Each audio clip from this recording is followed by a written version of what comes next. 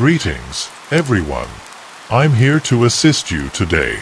If you enjoy using this video to drift off to sleep, don't forget to hit that like button and subscribe to our channel before you doze off. What's your location? And what time are you tuning in right now? Take a moment to unwind and enjoy the calm.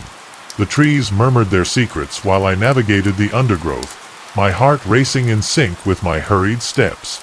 As the daylight faded, a sense of despair enveloped me, intensifying my rising anxiety. In that moment, I caught a glimpse of it, a beacon of hope embodied by a quaint cabin, its windows aglow with a warm and inviting light.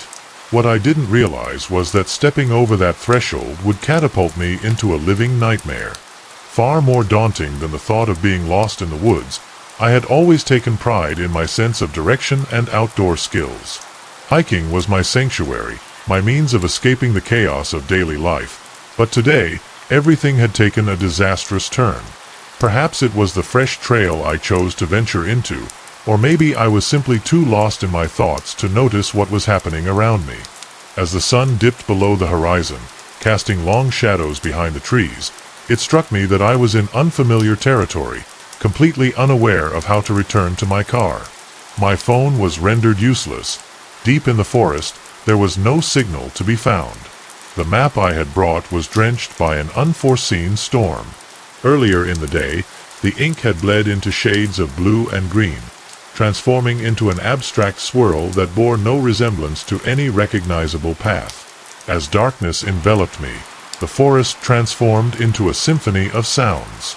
The haunting hoot of an owl echoed through the trees, while unseen creatures stirred in the underbrush. The sharp crack of branches resonated ominously, suggesting a presence far larger than any small animal. In that moment, a faint glow flickered through the trees, and for a heartbeat, I questioned whether it was merely a figment of my imagination. Deceiving me in my time of need as I approached, the light revealed the unmistakable outline of windows and a cabin. A wave of relief washed over me as I sprinted toward La Cabana, even as the branches whipped against my face and arms.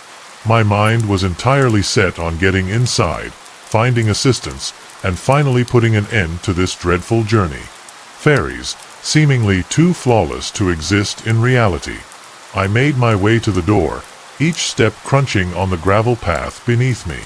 My hand lingered for a brief moment before delivering 3 decisive knocks that resonated through the quiet of the forest, lingering in the air.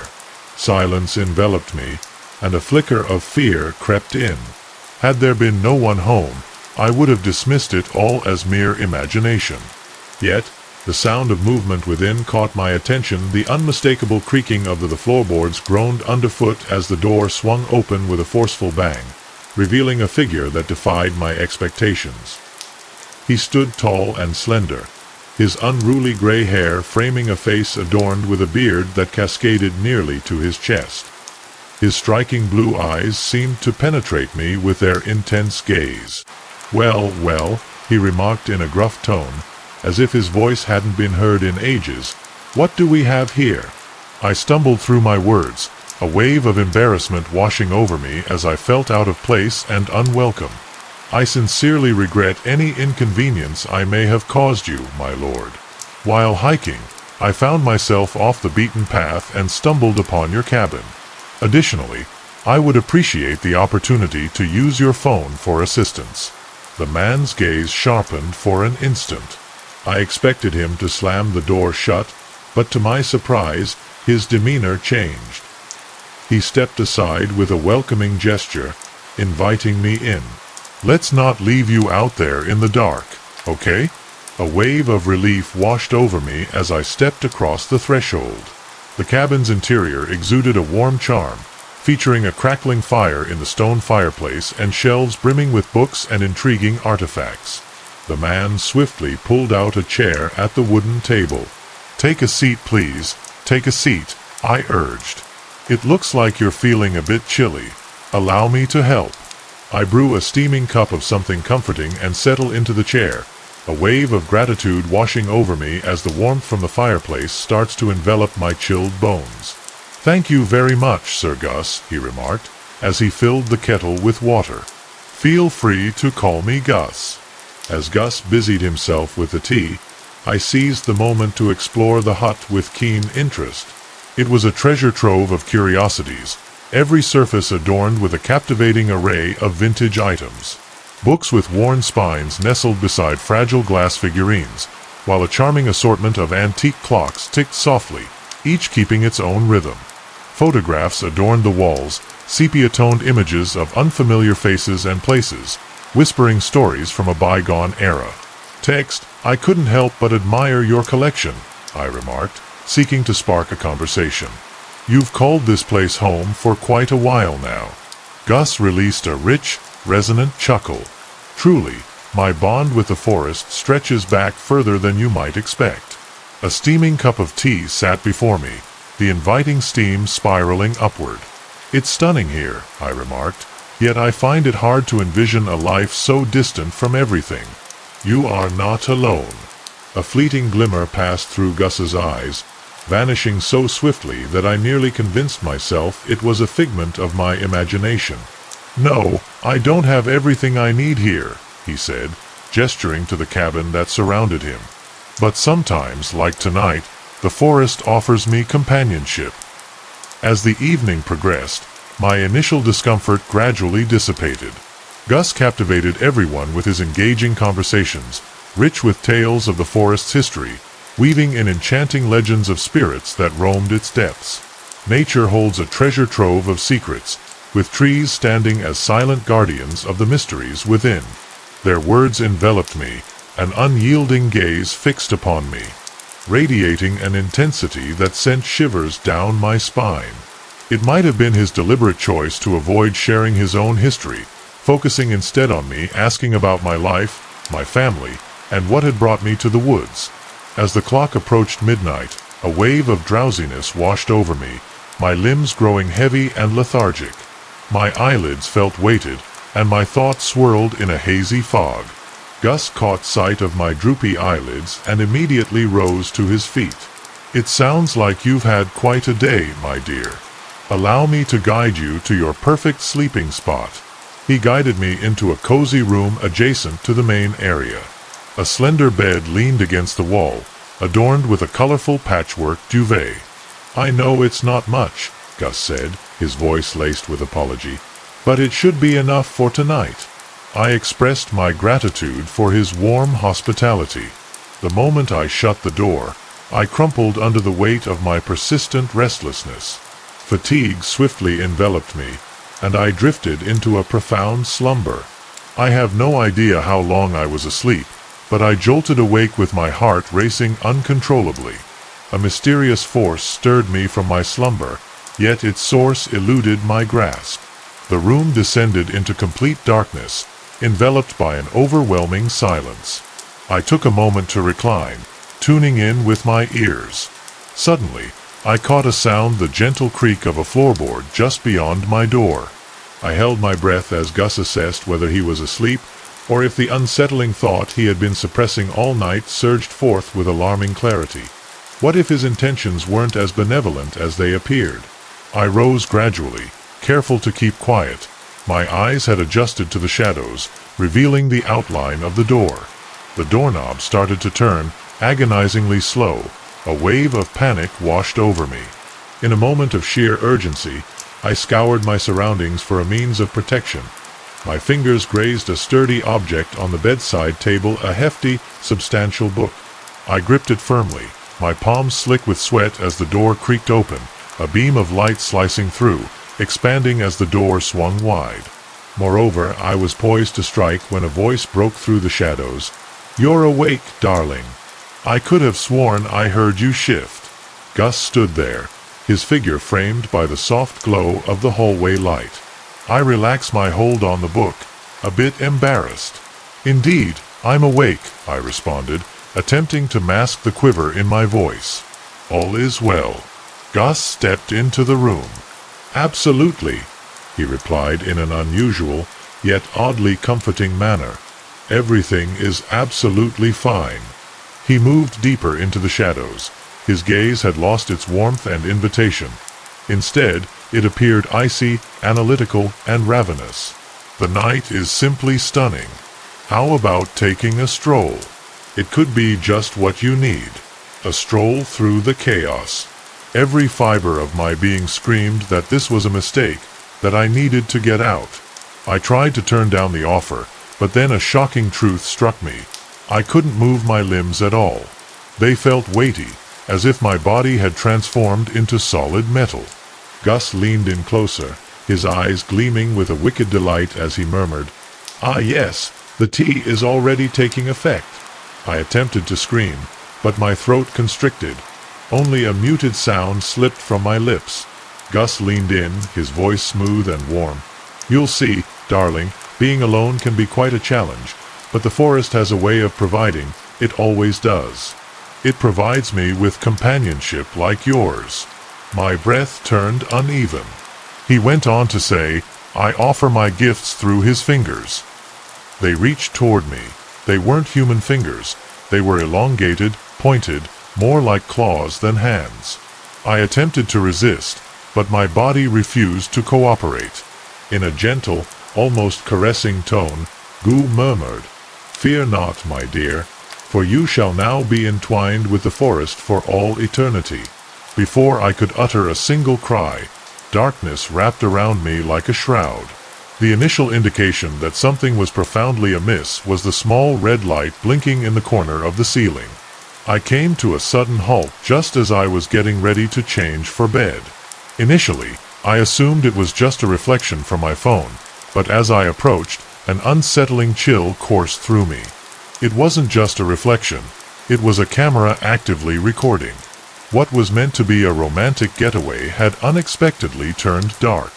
Sarah and I meticulously crafted this trip for months, driven by our exhaustion from work and the strain our relationship faced due to long hours and relentless stress.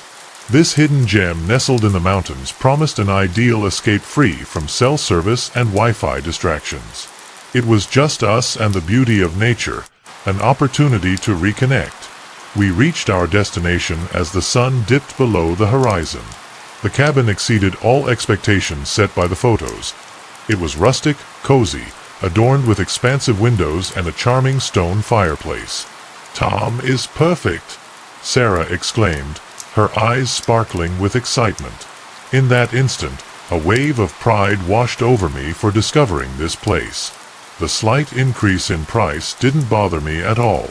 That evening we cozied up by the fireplace, sipped wine, and shared laughter like it had been ages, but now I found myself gazing at the ceiling camera, sensing the warmth in the room slowly dissipating. Sarah exclaimed with a hint of urgency, "What's the matter?" She emerged from the bathroom, elegantly draped in a towel. "What seems to be the issue?" She approached, and upon noticing the small red light, her expression turned ashen. "Absolutely not." I extended my hand and made contact. It was a camera, and she had company. We thoroughly examined every nook and cranny of the cabin. They were everywhere in the living room, blending seamlessly with the eye of a deer's head mounted in the kitchen, tucked away in the coffee maker, lurking in the bathroom, concealed behind the mirror. Sarah wrapped her arms around herself, her face twisted in disbelief. "Tom, how could he do something like that? I'm uncertain. Every second, you whisper in that cabin." The wait to leave seemed endless. I crafted a message on a sheet of paper. I positioned it in front of the closest camera and read it aloud. "We're aware of the cameras. We're heading out now, and we will be contacting the authorities. Additionally, we hop in the car and make our exit. Additionally, our conversations are quite limited." Fear settled heavily in our throats. Moments into her journey, Sarah glanced at her phone. "A signal has been received. I will contact emergency services immediately." As she conversed with the police, an unsettling intuition tugged at me, hinting that something was amiss. Yet, it proved to be inconsequential as Sarah seized my arm. Tom glanced into the rearview mirror, where distant lights twinkled like stars on the horizon. Initially, I assumed it was just another vehicle, but then I realized it was a black SUV tailing us, picking up speed. "The climb is on, Tom. there right behind us. The winding road ascended the mountain, drawing Ilubi nearer with each turn. Sarah attempted to call 911 once more, but once again, there was no signal. The subway pulled up beside us. I couldn't tell who I was within. The windows were tinted, yet he suddenly pivoted in our direction. The force jolted our car, sending it into a violent shake. Another hit propelled us dangerously close to the edge of the road, just a few more meters, and we would plunge off the cliff. I refused to let that unfold. I hit the brakes hard. He attempted to adjust his course, but the moment had passed. The tires screeched, the tracks twisted, and the submarine plunged into the abyss. Sarah and I remained frozen, trembling in anticipation, but there was no explosion, no sound of impact, only an eerie silence enveloped us. We successfully got the car running and made our way to the closest police station. Upon inspecting the cabin, the officers discovered an abundance of cameras, yet there was no sign of the SUV or its driver, absolutely nothing. The owner of the cabin has been reported missing. After that experience, we never returned to a secluded spot again. Yet, on some nights at home, I could swear I catch a glimpse of a tiny red light flickering in the shadows, always observing, always poised. The engine sputtered, trembled, and ultimately failed, leaving me marooned in an abyss of darkness, headlights blinking once, twice, before being swallowed whole by the night. I found myself gripping the steering wheel tightly, my knuckles turning a ghostly white. Stranded on a desolate road, miles from civilization, I found myself cut off from the world, no cell service, a lifeless car, and an unsettling sense of isolation. Little did I realize, the night ahead held even darker surprises. After hours on the road, I was finally heading home from a business trip that had stretched longer than expected. The GPS had recommended this back road as a shortcut. As I stared into the pitch-black void, the GPS assured me it would cut an hour off my journey. Beyond the windshield, I regretted my choice to rely on that disembodied voice. For a moment, I sat in silence, listening to the rhythmic tick-tack of the engine cooling and my own ragged breath. The stillness was heavy, interrupted only by the soft whispers of the wind rustling through the trees lining the road. I reached for my phone, squinting at the bright screen, but it showed no service. Naturally, the battery was perilously low. What choices do you have? I could hold on to the car and bide my time for a passerby, yet it had been at least an hour since I last spotted another vehicle. I could attempt to tackle the issue on my own, but my mechanical expertise was limited to changing a tire, and this appeared to be far more complex. The sole viable choice was to begin walking and seek assistance. With a deep breath, I reached for my jacket resting on the passenger seat and exited the car, the cool night air wrapping around me. It was cold, infused with the aroma of pine trees and an elusive, untamed scent. I shuddered, zipping up my jacket and regretting my choice not to pack something warmer. I flicked on my phone's flashlight to inspect the hood, more out of a sense of duty than genuine hope. To address the issue at hand, everything appeared to be in order to my inexperienced eyes. With a sigh, I closed the hood and focused on creating a small aura around me. The road unfurled ahead, vanishing into the darkness, while the forest loomed on either side like a living barrier, its branches reaching out like twisted fingers. Each crack and snap sent my heart racing, my imagination conjuring invisible dangers lurking in the shadows. After walking for about 15 minutes, I heard it, the distant low roar of an engine. Finally, relief washed over me. Another car was approaching. I spun around, gesturing wildly and illuminating my phone to attract attention. The vehicle emerged from the shadows, its headlights slicing through the darkness. The pickup truck was old and worn, bearing the marks of time and use. As I observed, it decelerated as it drew near, and for a fleeting moment, a wave of gratitude washed over me. Yet, rather than halting, the truck kept alongside me, perfectly in sync with my speed. The blinding glare of the headlights obscured the driver from view, yet an unsettling feeling crept over me, sending chills down my spine. "Hello," I called. my voice wavering and fragile against the stillness of the night. My car broke down a little ways back. Could they assist me? In the stillness, the truck rolled alongside me, its engine humming softly, and I felt the urge to swallow. My mouth went dry in an instant. This wasn't right. The truck lingered beside me, moving slowly like a predator stalking its prey. My instincts screamed that something was off. I quickened my pace, and the truck mirrored my urgency. My heart pounded in my chest. "Look," I said, striving to maintain my composure. "If you're unable to assist, that's perfectly fine. I'll simply continue on my way." In the stillness, the truck's engine purred gently, while the tires whispered against the gravel, slick from the rain-soaked road. I gulped, a wave of fear washing over me. Twisting in my stomach like a serpent suddenly, the passenger window started to descend. I lingered in anticipation, eager to catch a glimpse of a face. A voice echoes, yet the cockpit remains empty. My breath catches in my throat.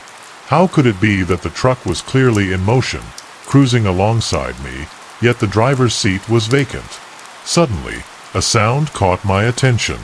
A low, raspy laugh, distinctly human, echoed from within the truck. A wave of panic surged through me as I sprinted, my flashlight flickering wildly with each hurried step on the slick asphalt. The truck thundered behind me, picking up speed. Without a second thought, I took off running, and then I made the one choice that remained for me. I plunged into the woods, branches clawing at my face and arms as I raced into the thicket behind me. The truck continued its journey along the road, its engine's roar lingering in the air. The sound lingered, shifting, trailing behind me. With my heart pounding in my ears, I pushed through the thick brush, uncertain of my destination.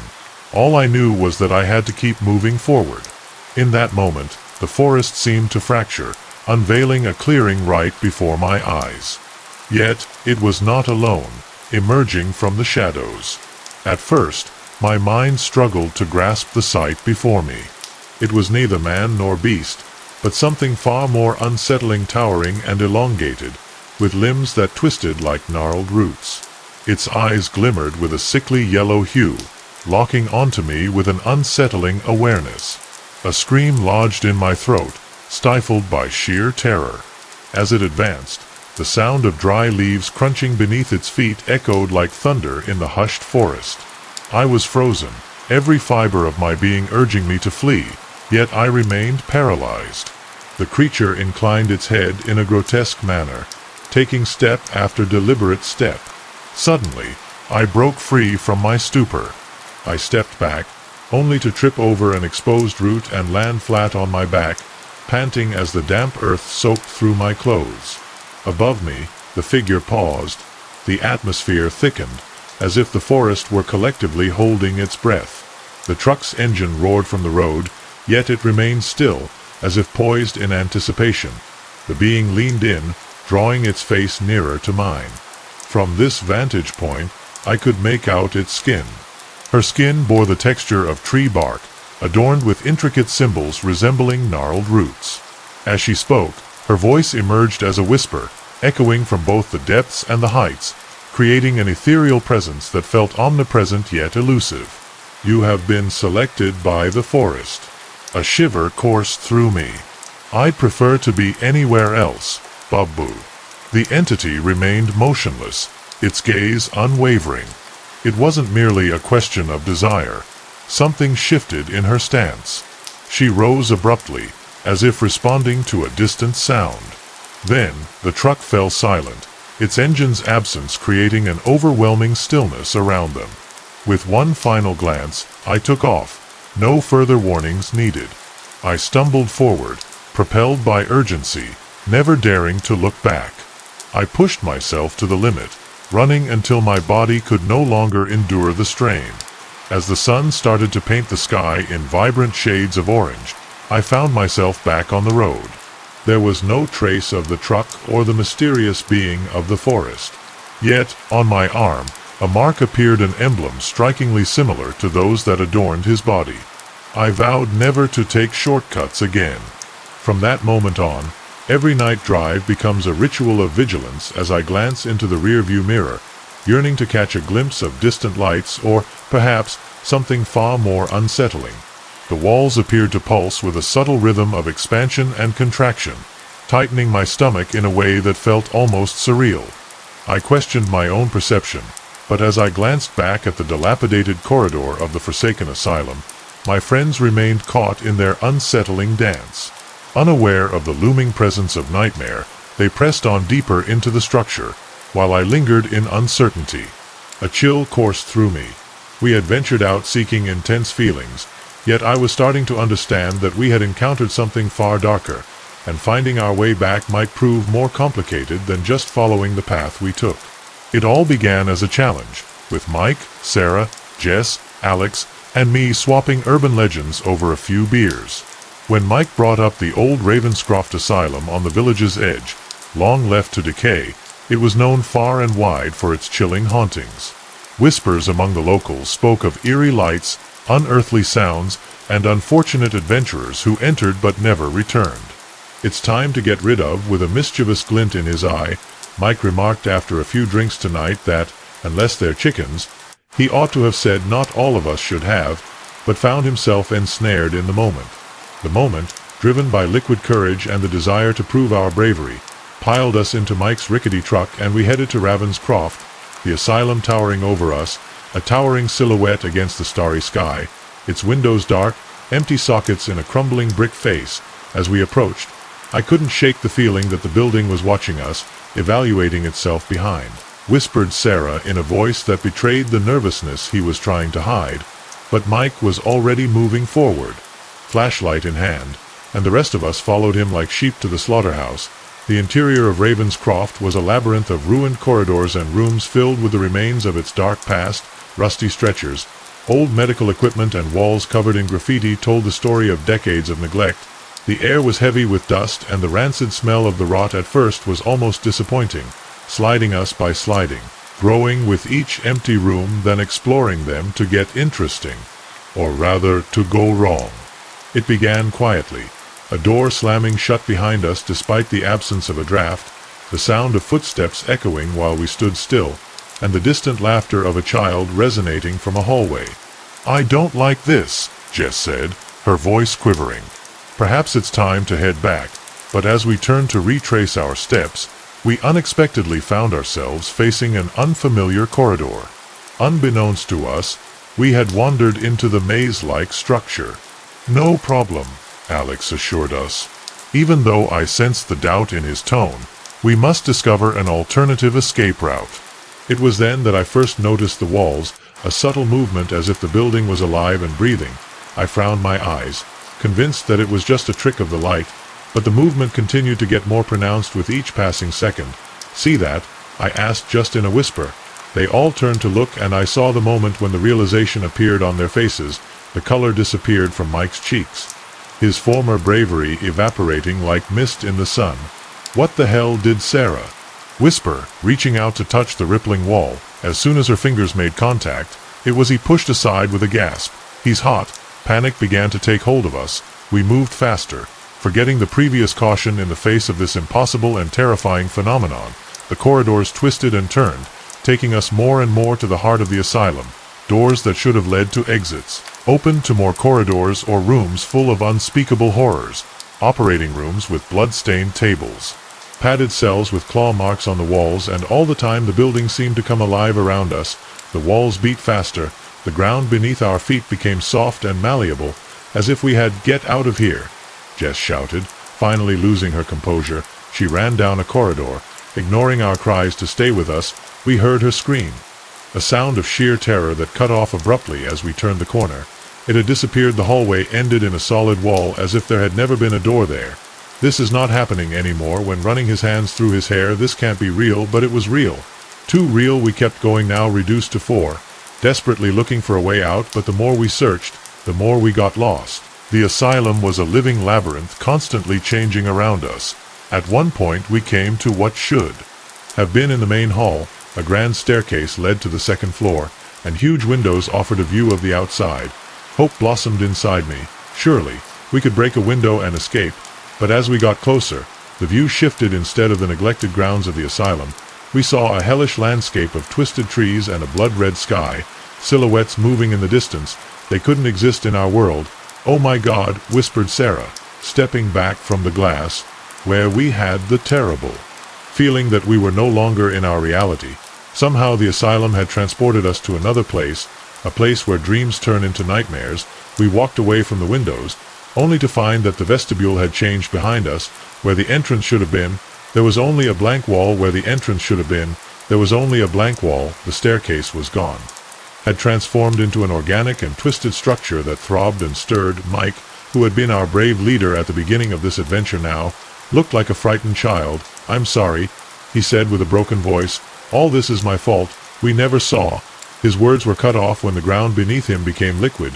Suddenly he sank like a stone, his scream drowned by the fleshy substance that moments before had been solid ground.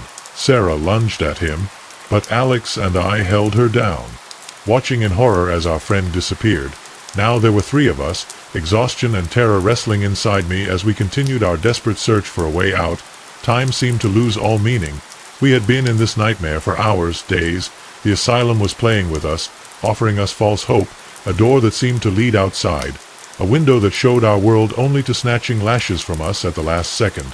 Sarah was the next to disappear. We had stopped to catch our breath in what looked like an old administrative office, leaned against a filing cabinet, and before we could react, it enveloped her. The metal twisted and warped, becoming organic, swallowing me. "Help!" Alex and I ran. We ran until our lungs burned and our legs were heavy as lead, and still the asylum tormented us.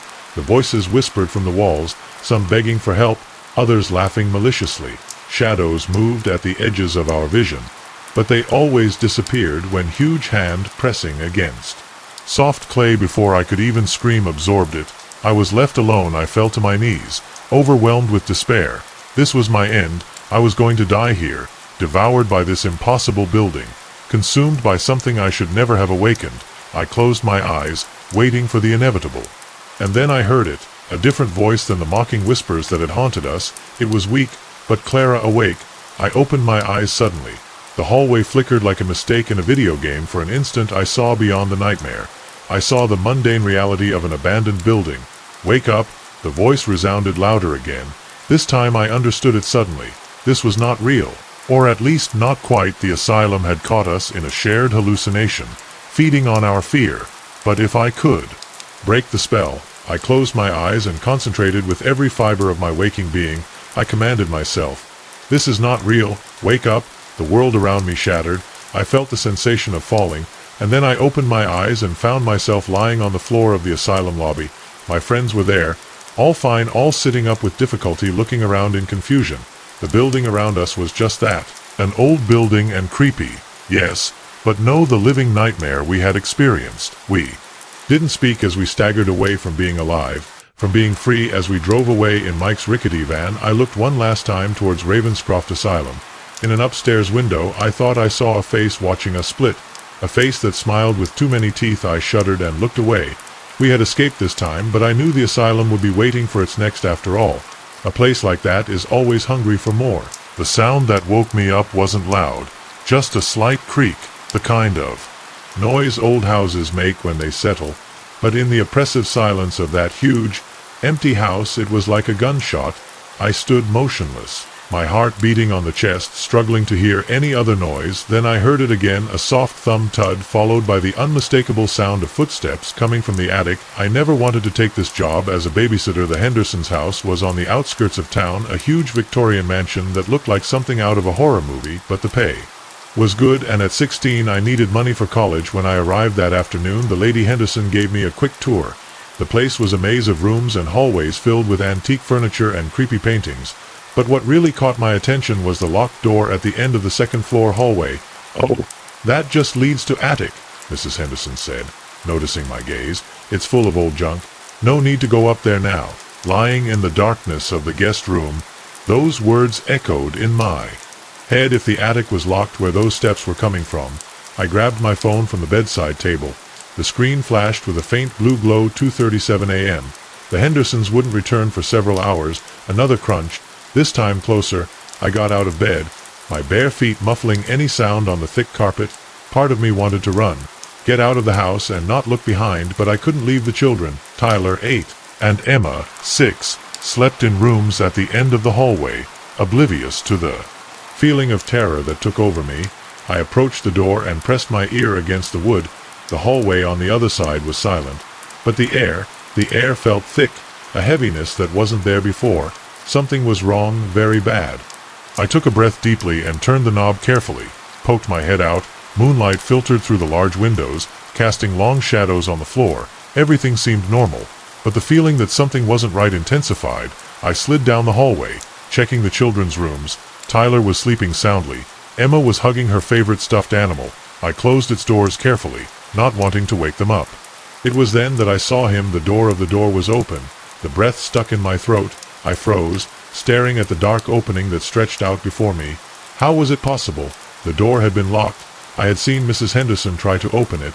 While I watched, paralyzed with fear, a shadow slipped into the darkness. Something was up there moving. I should have woken the children. I should have pulled everyone out of the house. But curiosity, that dangerous and irresistible impulse, pushed me forward. I had to know what was there. Every step left to the attic door. It felt like an eternity. The floorboards creaked beneath my feet. The sound seemed deafening. But the noises in the attic continued, as if the thing up there didn't know I was coming. I reached the door. I hesitated. The emptiness beyond it seemed absolute, impenetrable. I took my phone. I turned on the flashlight. The ace of light pierced through the darkness, revealing a narrow staircase that climbed. I took a deep breath and I took the first step. Each step I climbed creaked under my weight, a sound too loud in the eerie silence of the house. When I reached the top barrel, the flashlight around the room, the attic was huge. The ceiling followed the slope of the roof, and the air was heavy, laden with a smell of dust, old wood, and something else, something organic, such as damp earth or decaying leaves. Piles of boxes and antique furniture created a maze of shadows. The lantern illuminated objects scattered around the room, a cracked mirror, a worn-out trunk, a porcelain doll with no eyes. Nothing moved. Nothing seemed out of place until I saw it in the far corner of the attic. Partially hidden behind a pile of boxes was a door, one that I had no reason to exist, according to the layout of the house. My feet moved by themselves. I approached. The door was old. The wood was swollen and worn by time. On its surface there were strange symbols, curves and lines that hurt to look directly at. My hand rose on its own. My fingers brushed against the rough wood. Running along one of the symbols, the door opened on the other side. There was nothing to there. Could not belong to a common house. There was no corridor, not another room. It was a chamber. The walls were of rough, damp, and glistening stone. Roots snaked through the ceiling, throbbing slightly as if they were alive. In the center of the chamber, an altar, a block of black stone that absorbed the light of my lantern. And on that altar I took a step back, feeling my throat close. What was on the stone? There shouldn't be a shape, something that never quite settled into a single figure. At times it seemed almost human. The next it was a cluster of tentacles and eyes, and then something completely different. My mind revealed itself to what I was seeing, to make sense of it. Yet that creature noticed me, identified me. Its gaze descended upon me like an overwhelming, oppressive force. I recognized my identity. I acknowledged my presence. I scanned my surroundings. Feet were pounding the attic steps as I sped down without worrying about the noise. I had to take the children out, but when I got to the hallway, I wasn't in the house. The hallway had disappeared around me. There were only walls of wet stone, roots snaking through the ceiling, and a new hallway at the end of the corridor. Another door with those same symbols carved out of it. It couldn't be real. A viscous sound resounded behind me, a wet and sticky crawl. Something was coming closer. I ran again. I ran to the door, although every fiber of my being was screaming at me not to do it, not to open it. I didn't want to know what was on the other side, but I had no choice. My fingers brushed the handle just before I turned it. A voice got into my head. Not a sound, a thought, a pure concept distilled in my mind. "Welcome home, we were waiting for you," I screamed. I woke up suddenly. The sun was coming through the window of the guest room. I was entangled in the sheets, covered in sweat. For a moment, I just stood there with my heart beating against my ribs, trying to convince myself that it had all been a dream. But then I saw it on my hand, tattooed on my skin, dark and crisp, was one of the symbols I had seen on that door. Impossible. A knock on the door made me jump. Hello, Mrs. Henderson's voice sounded from the other side. It's all right in there. I looked at the symbol on my skin, my mind spinning. What had happened last night? What was real and that? I haven't always been a light sleeper, but that night something woke me up suddenly. It wasn't a loud noise, just a slight creak, the kind of sound that a house old when it settles. But in the absolute stillness of my room, it was like a gunshot. I opened my eyes immediately. My heart was pounding. The digital relo on my bureau was glowing in the dark. 3:33 in the morning. Then I heard it, slow, deliberate footsteps coming from the hallway, just outside my room. But that was impossible. I lived alone. I remained motionless, holding my breath. The footsteps stopped just on the other side from the door. The doorknob, the wood moved softly. When the door opened, I froze, watching a figure enter my room in the dim moonlight. I could make out its silhouette, tall, broad shoulders, but there was something in her walk, something unsettling. And when the light fell on her face, I felt the world collapse around me, because it was me, not a reflection, not a twin. It was I, every detail. The same old t-shirt and the same boxers I was wearing at that moment, my own eyes, my own expression of horror reflected on his face. I wanted to scream, I wanted to run, but fear anchored me to the bed. The other eye just looked at me. His eyes were identical to mine, except for something. There was something about him, something cold, something that didn't belong in this world. He then flashed a smile. To speak, my voice was my voice, but at the same time it wasn't. I managed to stammer, "Who? What are you?" The other eye bowed my head thoughtfully. "It's you, of course, or rather, I'm the you that could have been, the you that you should have been." I shook my head. It couldn't be real. This had to be a dream, a nightmare. I had to wake up, but the weight of his presence in the room, the cold in the air, it was too real. The other one sat on the edge of my bed. "Look at you," he said with contempt. "A job with no future, no partner, no ambitions. You know what I've achieved." Images flooded my mind. Myself, but not me. An office with huge windows, shaking hands with important businessmen, a beautiful home, a successful wife, wealth, everything I had ever wanted. "This could have been yours," he continued, "but you took the wrong path, always choosing the safe option, always letting opportunities pass, and now I'm going to take what belongs to me." Before I could react, he jumped on me. His hands, they closed in my throat. It was strong, stronger than I had ever been. And I struggled, trying to free myself, but the pressure increased. My vision was filled with black spots, and then I felt it, something more than pain, physical, a tug, as if something inside me was being absorbed, my essence, my memories, everything that made me be me. He was taking it with the last strength I had left. I managed to loosen one of his hands from my neck. I breathed in desperately. "Why?" did I manage to whisper. The other eye smiled, his eyes shining with something inhuman. "I deserve it," he answered, "because I took the risks that you didn't take. Because this life, it must have been mine, and now I'm finally going to keep it." Something changed in that instant, because in the midst of fear and despair I saw what he hadn't shown me. I saw what his success cost him. Endless nights of work, destroyed relationships, a loneliness hidden under a facade of perfection. And at that moment I didn't envy him. I didn't want to be him. I didn't want his life. Something inside me broke with one last effort. I pushed him with all my strength. We rolled down the bed and fell to the floor, hit each other, scratched each other. But as we struggled, his face began to change. His features became distorted, as if he were losing shape. I was weakening him because I didn't want his life, because I didn't want to be him, because I had to be me with an inhuman scream. His body was torn to shreds, darkness, shadows. He vanished into thin air, and then it was all over. I found myself panting on the floor of my room, alone in pain. But I just crawled to the bathroom and turned on the light. My face in the mirror was mine, with blows, with wounds, but mine. The following days I couldn't get what happened out of my head, what had really been him. A double of an alternate reality, a manifestation of my fears and regrets or something. But I didn't have answers. But something in me had changed. I started to take more risks, talk more at work, call old friends, really live more, not because I wanted to be him, but because I didn't want to waste my life. There are still nights when I look sideways at my door, hoping to see him there again. But now when I do, the fear has been replaced by something more: gratitude, because maybe I needed it. Maybe I needed to see the version of me I didn't want to be, to understand that even though life isn't perfect, it's mine, and I choose to live it in my own way, day by day, decision by decision. After all, sometimes the scariest monster is the one inside us. The moment I saw his thumb outstretched, I knew I had to keep driving. There was something about his posture, in the way his eyes were shining under my headlights, that set off all the alarms in my head.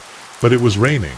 The kind of torrential rain that turns the world into a gray, blurry blob, and I couldn't force myself to leave it there alone in the middle of nowhere, so I slowed down and stopped next to it, the windshield wiper blades fighting the curtain of water as the figure approached, opened the door and slid into the car. And at that moment, without knowing it, I made the worst mistake of my life. I had always considered myself a good judge of character. Spending so much time on the road, I had taught myself to read people, to distinguish those who only needed help from those who could be a problem. As a traveling saleswoman, I had crossed these roads countless times. I had picked up families stranded with broken-down cars, fellow travelers looking for transportation between cities, even to the odd backpacker with a story to tell. I thought I had seen it all. But this one was different. He settled into the passenger seat and closed the door calmly. A strange smell accompanied him. Not only humidity and wet earth, something else, something that I couldn't identify.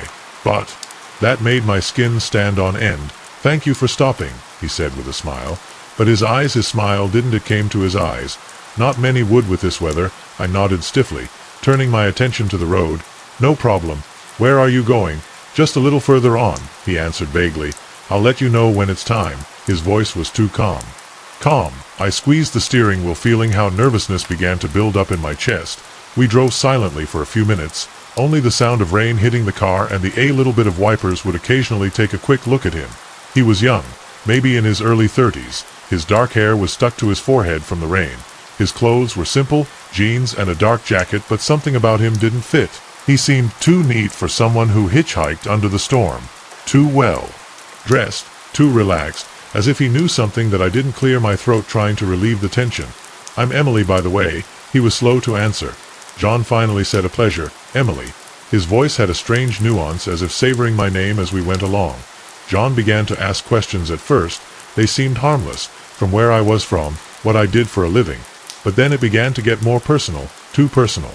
He asked about my family, about whether I lived alone, about my daily routines, my schedules, my customs. I felt a cold pressure on my chest. "You seem very interested in my life," I tried to joke, although my voice sounded tense. John smiled. "I'm fascinated by people," he answered. "Everyone has a story." I don't think I nodded without saying anything, but my hand tightened on the steering wheel. The rain had subsided, and I wished with all my might that it would cascade down again to fill the awkward silence. Then he said something that left me cold. "I've always wondered what would it be like to live in a house like yours," he said softly, "with that huge oak tree in the garden and the wind chimes on the porch."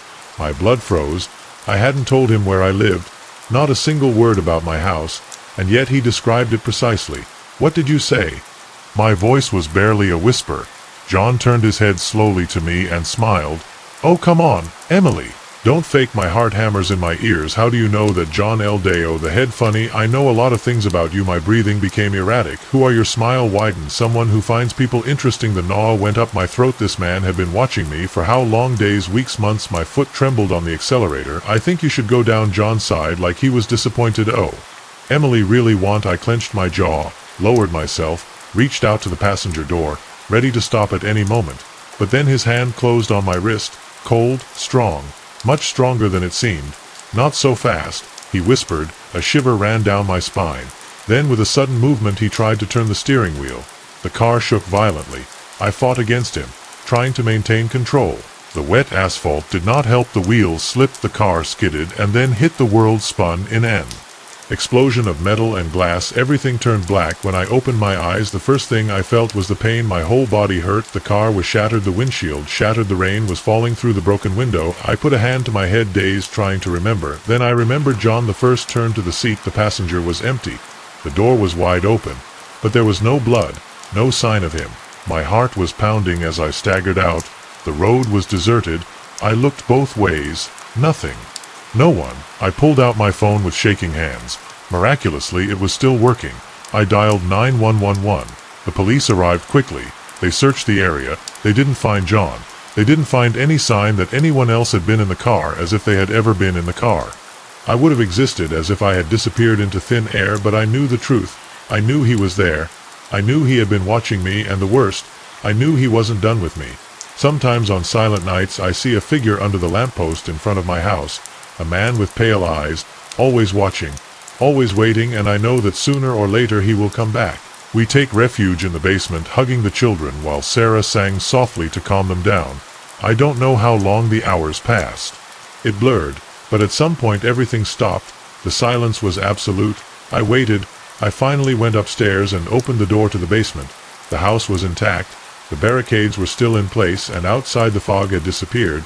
The sun was shining. The world was normal again. I went out to the garden cautiously.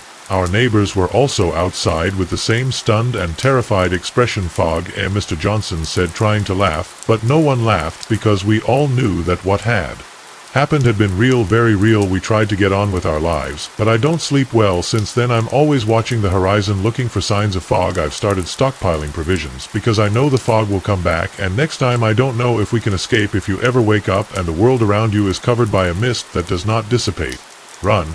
Do not listen to the saws. Do not look at the shadows, and for God's sake, do not open the door, because the fog is hungry and always comes back. So it left behind. The fog slipped like a living being with tentacles of mist crawling on the lawn and wrapping the house in a thick white mantle. At first we did not give it importance, only a denser than normal morning fog, but as the hours passed and then the days passed and the fog did not dissipate, an unsettling certainty began to settle inside us. This was not an ordinary weather phenomenon. The fog was alive. It was bringing us closer and brought horrors beyond our imagination. I am Tom Sullivan, and until a week ago I was leading a perfectly normal life with my wife Sarah and our children Emily and Max, with a typical American family. Barbecues on the weekends, movie nights, and occasional arguments about who should do the dishes. Nothing in our routine prepared us for the nightmare that was about to break loose. It all started on a Tuesday morning. I remember it well because I was late for work, cursing while trying to tie my tie. "Tom, come see this," Sarah called from the kitchen. "This fog, it's very strange. I can barely see the driveway." I frowned and went to the window. I was right. The fog was dense, so thick that the trees at the end of the garden seemed to fade into a white nothingness. But it wasn't its density that worried me. It was the way it moved. It twisted, pulsed, as if it had a will of its own. For an instant I thought I saw shadows inside, thin and misshapen figures slipping through the mist. I shook my head. It was just my imagination. I gave Sarah a quick kiss. I told the children to behave, and I went out. But when I opened the door, the fog seemed to react. It retracted slightly as if it were watching me. Then it moved forward again, surrounding me. A shiver ran down my spine. Something was wrong. I hurried to the car and drove away from the house. Curiously, the farther I got, the farther away the fog became. And when I got to the office, the atmosphere was completely normal. Clear sky, usual traffic, everything was fine. I told myself that it had just been a strange phenomenon, an unusual build-up of moisture. But when I got home that night, the fog was still there, thicker than before. Our house looked like an island in a white ocean, the fog swirling in the garden like waves hitting a shoreline. Sarah met me at the door with a pale face and tight lips. "She hasn't moved all day," whispered, "and Tom, I think I saw something out there during dinner." We tried to act normally for the sake of the children, but I could see the fear in Sarah's eyes, a reflection of my own. That night, while the children were sleeping, we sat in the living room silently, watching the fog through the windows. It was as if I was waiting. "We must go," Sarah whispered. "Take the children with my sister." Until that moment arrived, I nodded, feeling a wave of relief wash over me as she voiced what I had already expressed. I hesitated to suggest tomorrow at dawn, a promise made, yet dawn never arrived. We awoke in darkness, the fog so dense it swallowed the sun. Our phones were lifeless, the TV only a source of static. I attempted to start the car, but the engine sputtered and fell silent, as if something were choking it. Then the whispers began, soft at first, like leaves rustling in the breeze, but growing louder with each hour. Voices emerged from the mist, speaking in tongues we couldn't comprehend, sometimes morphing into laughter or screams. The children were frightened, so we huddled in the living room, pretending to play board games to distract them. Yet, we couldn't ignore the movements outside, the tall, thin shadows gliding through the fog, the scratching on the walls, the knocks on the windows. "There's a man outside," Dad whispered, gripping my arm tightly. I turned slowly to the window, and my heart froze. He wasn't a man, not quite. His silhouette was humanoid, but too tall, too thin. His limbs bent at impossible angles, and his face didn't have just a smooth, pale surface with two dark spots where the eyes should be. He wasn't alone. More figures emerged from the mist, watching us with interest, some crawling, others floating, others spasming, like puppets without strings. My skin stood on end. They couldn't get in yet.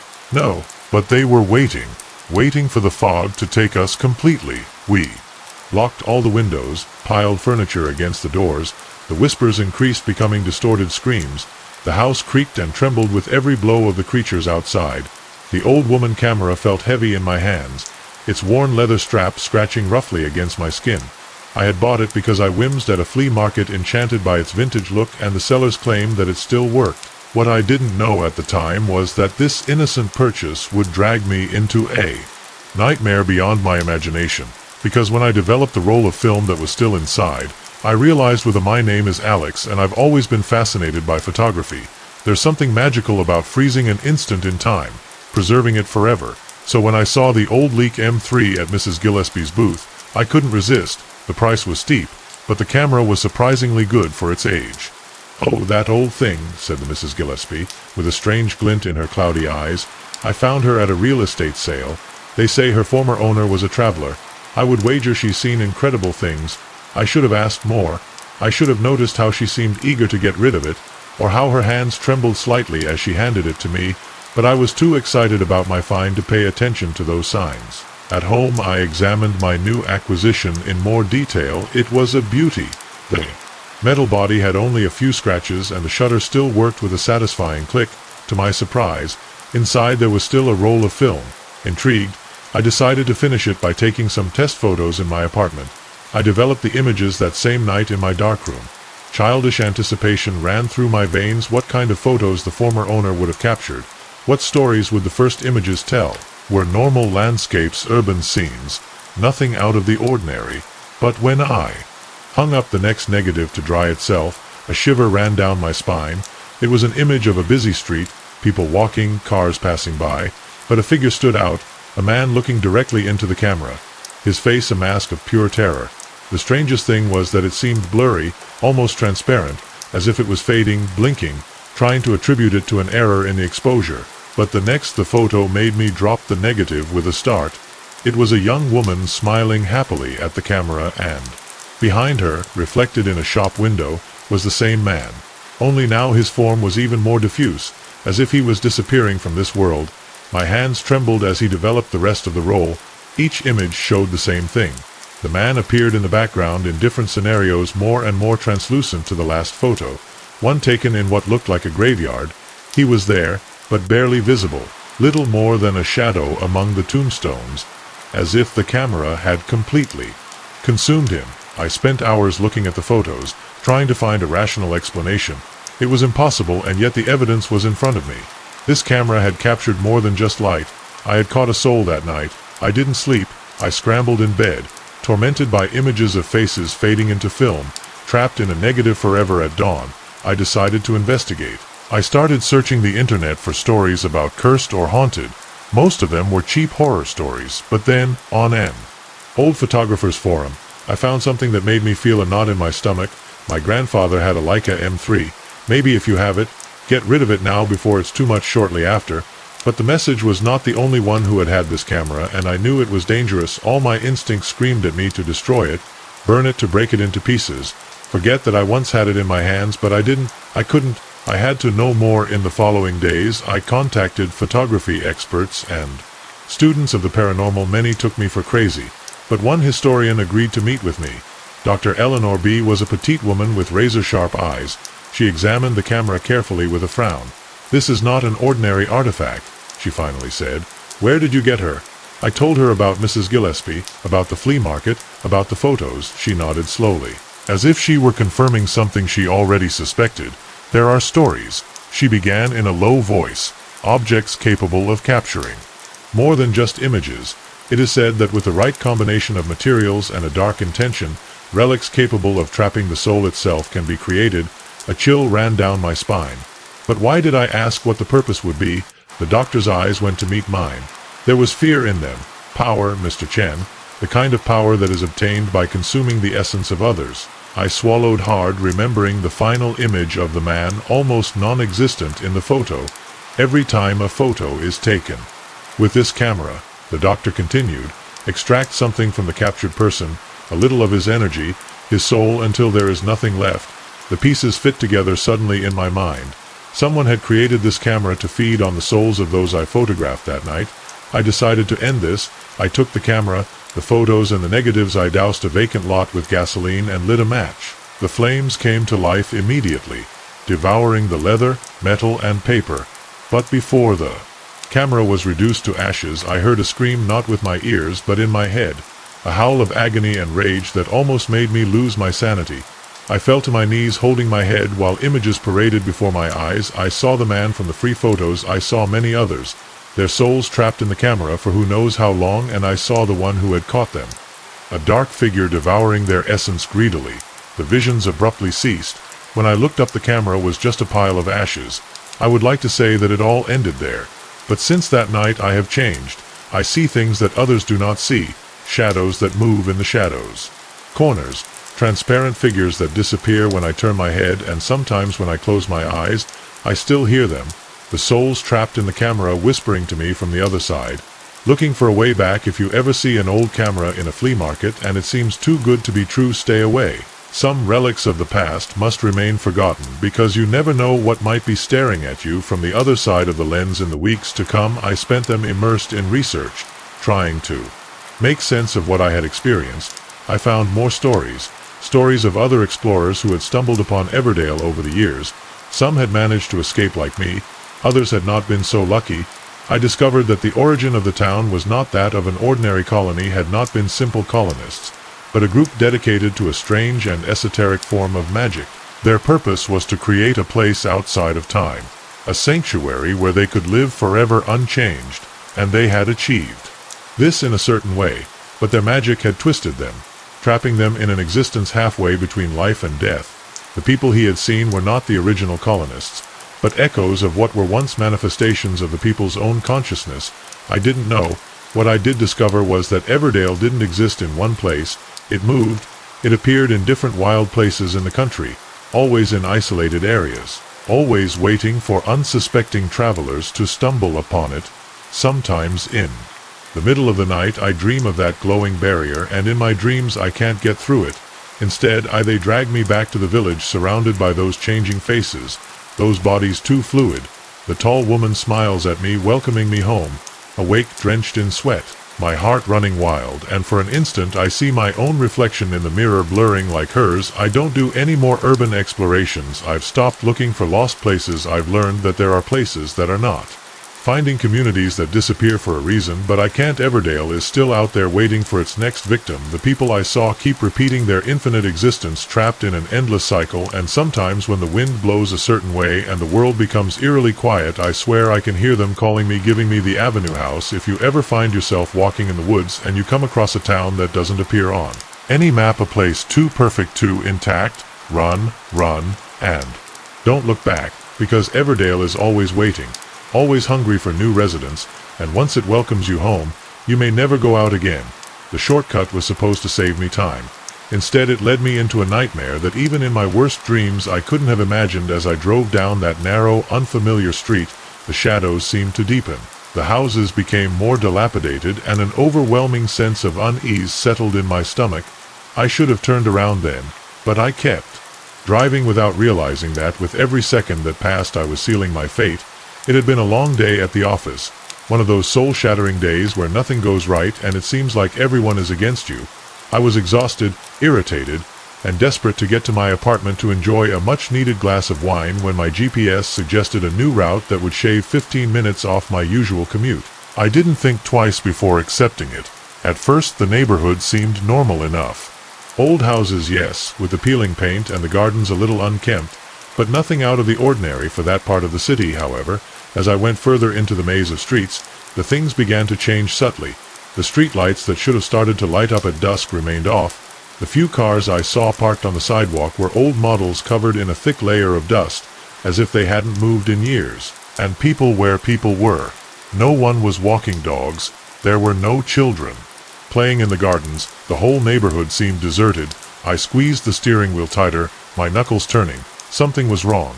But I couldn't pinpoint exactly what. My GPS beeped, telling me to turn left into a street called Shadowwood Lane. Only the name made me shudder as I turned. The houses seemed to close even more, their windows dark and empty like empty orbits, staring at me. The trees that lined the street were twisted and gnarled, their branches spreading out over the road like bony fingers trying to reach me. I encountered individuals, yet they were unlike anyone I had ever come across. They appeared from the shadows nestled between the houses, slipping out from behind the trees. They almost seemed to materialize from thin air, men, women, children, all gliding with an eerie, otherworldly grace. Their faces glowed pale, nearly translucent in the dimming light, and their eyes, oh, those eyes were unsettling, too large, too dark, locked onto my car. As I walked by, my heart raced, and I sensed a cold sweat on my forehead. This wasn't right. None of this was okay. I had to get out of there. I stepped on the accelerator, but my car didn't respond. The engine coughed and choked. To my horror, I felt the vehicle begin to slow down. Panic took over me as I pressed the gas pedal frantically, but it was useless. The car stopped in the middle of the street. For a moment there was silence. I stood there, my breath echoing in the stillness of the car, watching as those strange people began to approach. They moved slowly, too slowly, almost nonchalantly, as if they had all the time in the world, as if they knew I wasn't going anywhere. I tried to start the car again by turning the key with trembling hands. The engine gave a pitiful whimper, but it didn't start. My phone could call for help, but when I took it from the cup holder, the screen was black, dead. I hadn't noticed that the battery was running low, but now it was completely useless. A knock on the window made me jump. I turned my head and saw a face glued to the glass a few centimeters from mine. It was a woman, or something that looked like a woman. Her skin was so pale that it almost looked translucent, with bluish veins visible under the surface. Her eyes were huge, completely black, with no trace of white. He smiled. His teeth were too sharp. "Problems with the car?" he asked. His voice sounded muffled through the glass, but he still managed to send shivers down my spine. It was too high-pitched, too sweet as a parody of a real voice. I shook my head, unable to speak any more of them. They had gathered around my car. Now their dark eyes were fixed on me with an intensity that made me feel like a butterfly stuck in a cork. "You should get out," said another voice belonging to a man who was near the rear bumper. "John, it's not safe for you to stay there." A hysterical laugh gets stuck in my throat. "It's not safe here compared to being out there with them." "No thank you," I managed to say with a broken voice. "I'm fine alone. I'll wait for help to come." The woman's smile widened, stretching her face in a way that shouldn't have been possible. "Oh, but we're the help," she whispered. "We've been waiting for you." A chill ran down my spine. Waiting for me? That didn't make sense. I'd never been to that neighborhood before. I didn't even know it existed until my GPS took me there as if I'd read thoughts. The woman's hand moved to the door handle. "Don't worry about the how or the why," he said softly. "Just know you're already home. This is where you belong." The door lock unlocked on its own.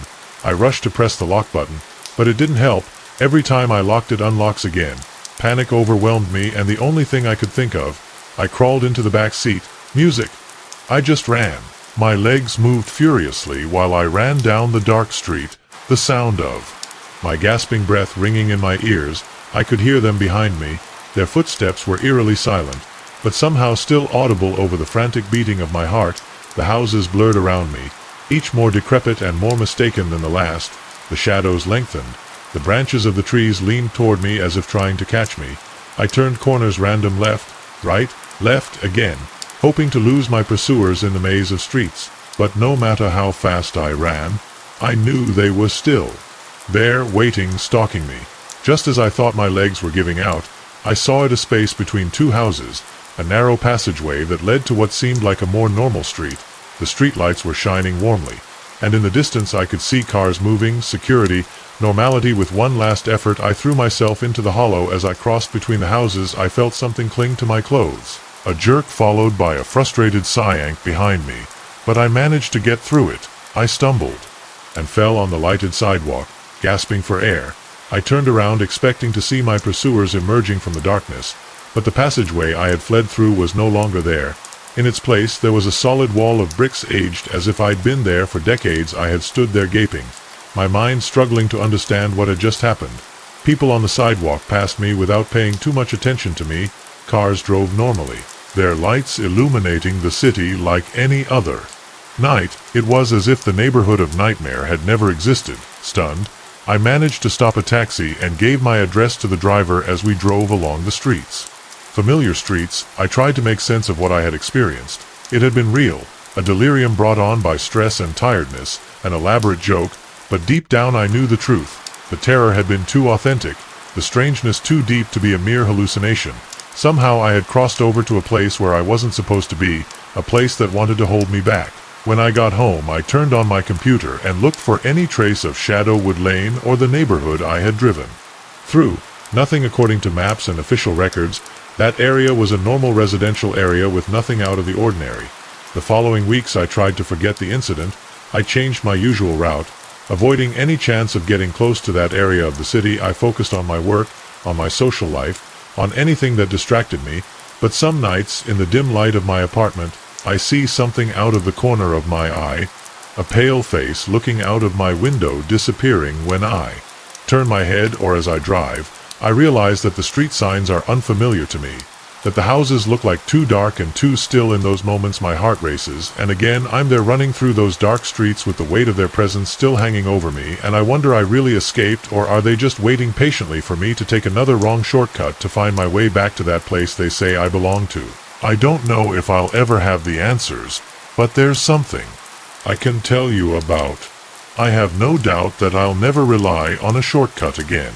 The gentle hum of the lighthouse pierced through the heavy silence enveloping the island. As I gazed out from the Guardian's quarters, the mesmerizing dance of light played across the tumultuous waves of the sea. After 3 weeks on the job, I found myself yearning for solitude and a break from my troubled past. Yet, as I gazed into the darkness, an unsettling chill crept down my spine. There was something lurking beyond the horizon, an entity that seemed utterly foreign to this realm. I was starting to realize that the lighthouse concealed mysteries far more chilling than any nightmare I had ever fled from.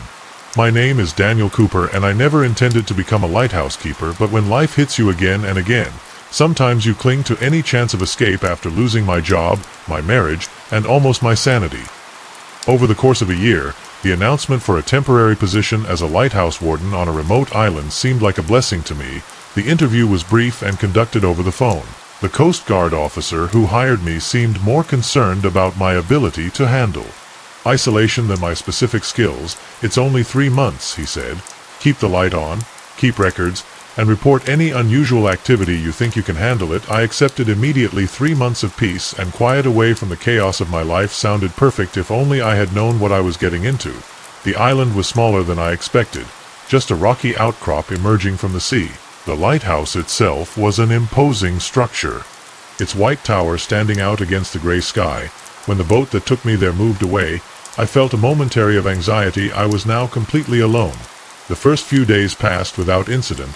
I familiarized myself, reviewed the logs left by the previous guardians, and settled into a routine during the day, performed maintenance and explored the small island at night, made sure the light was working properly, and got lost in my thoughts or in the books I had brought. But on the 5th night, I noticed something strange while performing my last check of the lighthouse before I went to sleep. I saw it, a twinkling light in the water. There shouldn't be any light there.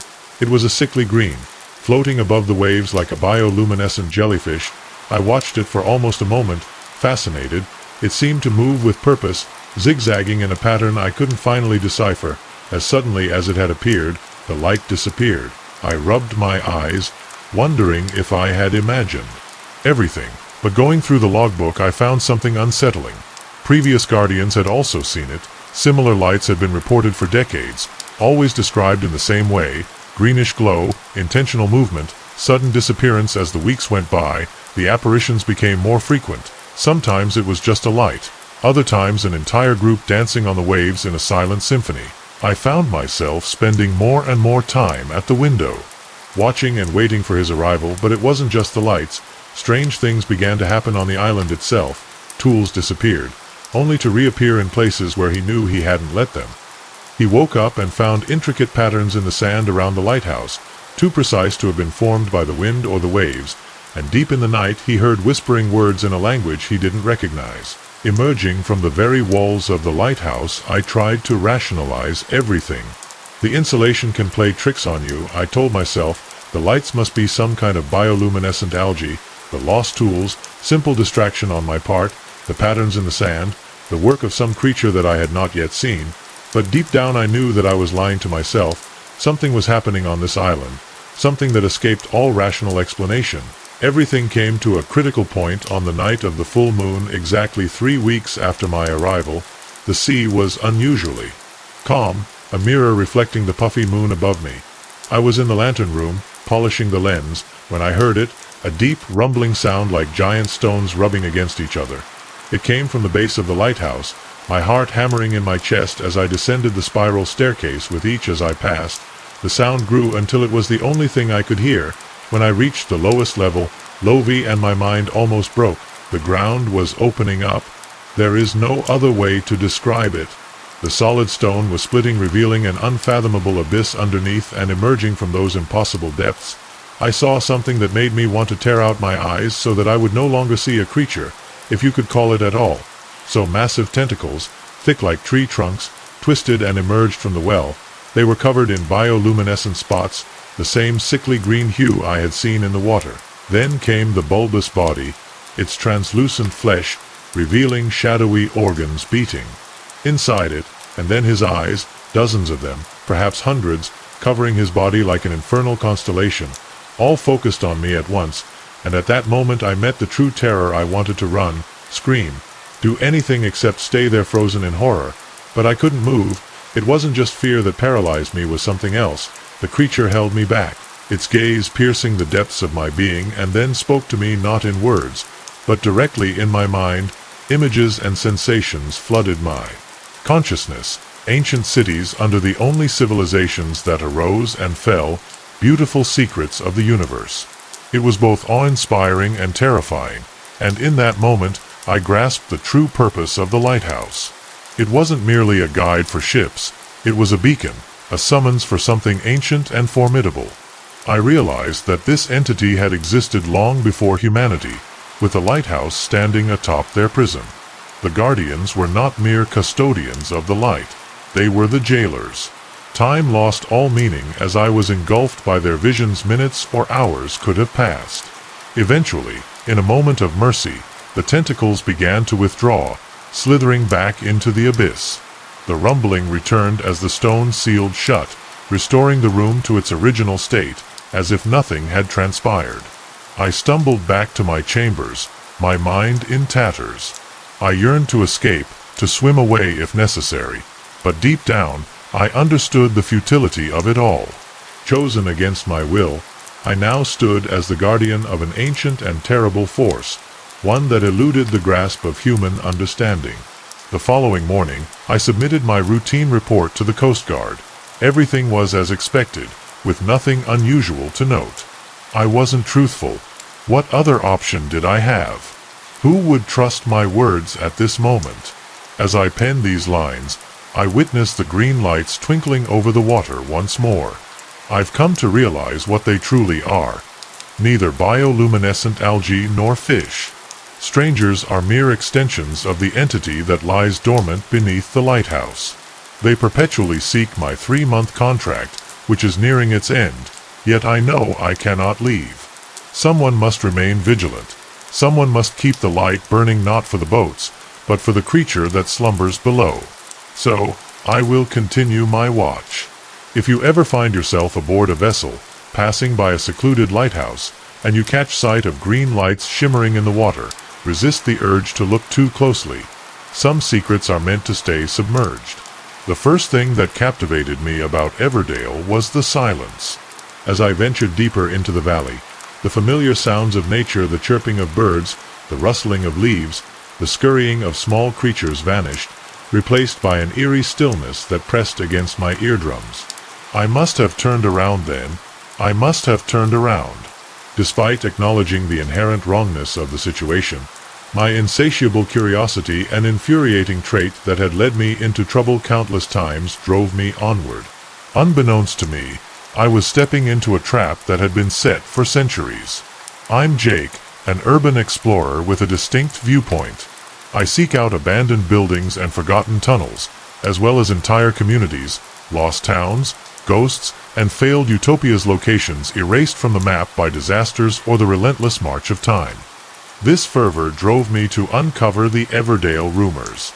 Expeditions dispatched to uncover the truth returned empty-handed, no bodies, not even a rusty nail to suggest life ever existed there. It was exactly the kind of enigma that quickened my pulse. For months, I delved deep, piecing together fragments of information. From old newspapers, land records, and local legends, I finally thought I saw located the lost settlement. The walk was strenuous, the terrain was difficult, and the trail sometimes disappeared completely, forcing me to rely solely on my map and compass. But when I reached the top of the last hill and looked down into the valley, I felt an indescribable triumph. There, among the trees, I could see unmistakable signs of human habitation, buildings, even fields, what seemed to be a church tower jutting out above the forest canopy. My euphoria was short-lived. As I descended into the valley, unnatural silence fell upon me, bringing with it a sense of unease that I couldn't shake. The air felt thick almost to my stranded, and the colors seemed dull, as if I were seeing the world through a faded photograph. Yet I kept going. I had come too far as if to turn around now. As I entered the outskirts of the town, the feeling of unease intensified. The buildings looked strange. Their proportions were slightly incorrect, angles that should have been right. They were subtly curved. It was as if the whole village had been built by someone who only had a vague idea of what the buildings should look like. And then there were the people. I saw the first when I passed in front of what appeared to be a general store. A man dressed in clothes that looked like they were straight out of the 19th century swept the porch, moved with an unsettling fluidity. His movements, too, smooth to be natural. When I approached, he turned to look at me, and I had to stifle a scream. His face was bad. His features were bad. His features were eyes, nose, mouth, but they seemed to move and blur, never settling into a fixed form. It was like trying to focus on a distorted underwater face constantly on the airwaves. "Welcome, traveler," he said in a strangely melodious voice. "We were waiting for you." A chill ran down my spine. "How can I help you?" How could they have been waiting for me? I hadn't told anyone about my expedition.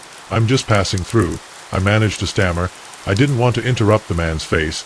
It rippled into what might have been a smile. "Nonsense.